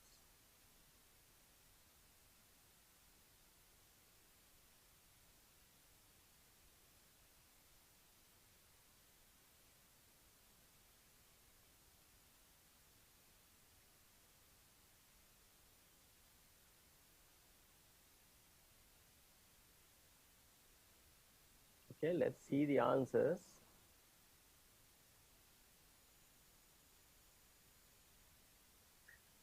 The correct answer is EEG shows epileptiform discharges. Of course, this is not an epileptic phenomenon. It is an ischemic phenomenon. And EEG is always normal during limb shaking TIA. And it is correct that consciousness is not impaired during these events. So patient is completely aware about these symptoms. Something helpful perhaps to differentiate it from an epilepsy syndrome. And anticonvulsants are ineffective, which is correct. It is not an epileptic problem or pathology. It's precipitated by certain maneuvers, which is correct. Why you get these TIAs due to ischemia happen with the brain. So sometimes various neck movements can compromise the blood supply due to significant cervical artery disease patients. So neck movements can precipitate this, or perhaps when you are getting up from the bed or sort of getting up from a chair can compromise your cerebral blood flow. So maneuvers can precipitate these limb shaking TIAs, which is correct.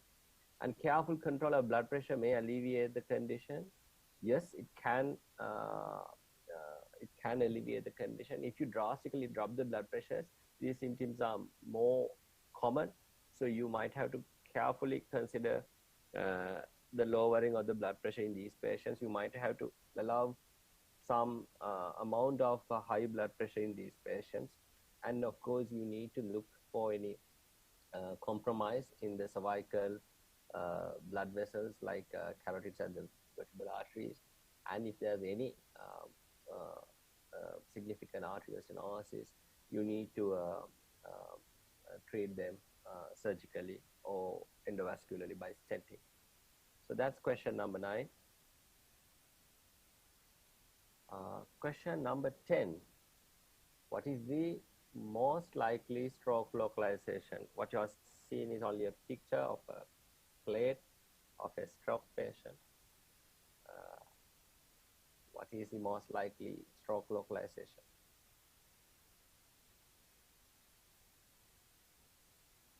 If you find it difficult to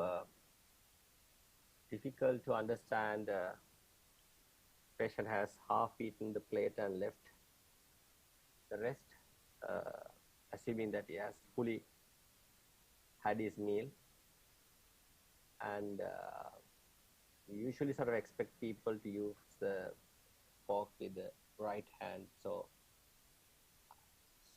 you would be able to sort of differentiate the sides by these clues.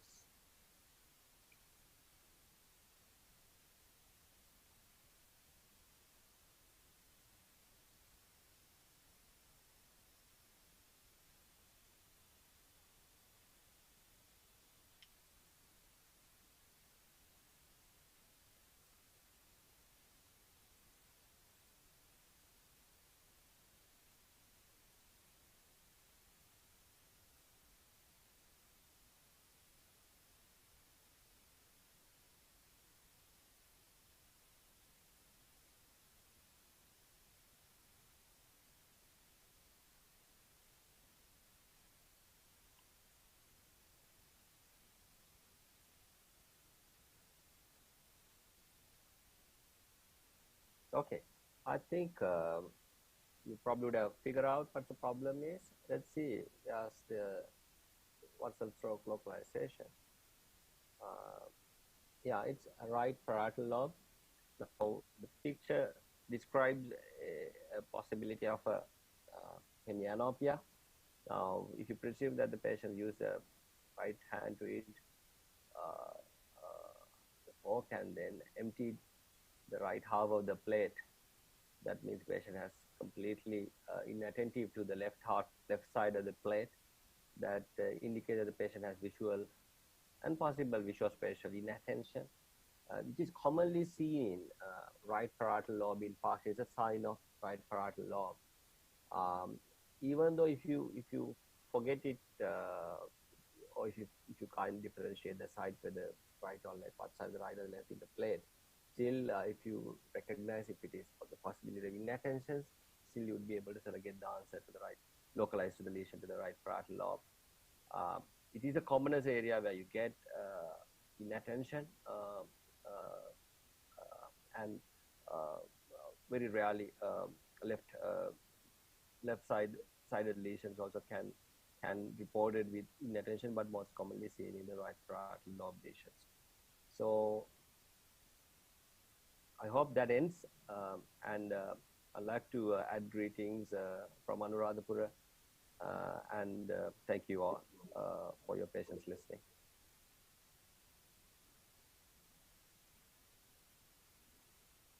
Thank you.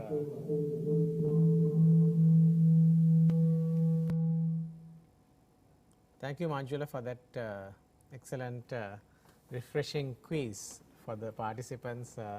Probably they got a sort of a self-assessment of themselves, and that was very interesting. And thank you very much for your time. And sorry for the delay caused by some hold-ups. And thank you very much for being a part of this symposium and giving us your time and doing the quiz. So we come to the end of this session, and I would like to inform our viewers that the videos of these presentations would be available in due course in the ASN and Stroke Association websites, and we could give you the links, so we could watch them later, those who have missed the presentations. And also I take this opportunity to thank all the presenters today who participated, Dr. Arun Garg from New Delhi, Dr. Chamali Alvihare from NHSL Colombo, Dr. Ajini Arasalingam, of course, in addition to doing her presentation, she co-organized this from the beginning itself. She played a main role in arranging the speakers and the event. So, and also I would like to thank Dr. Nalini Rajendran from Jaffna TH, Dr.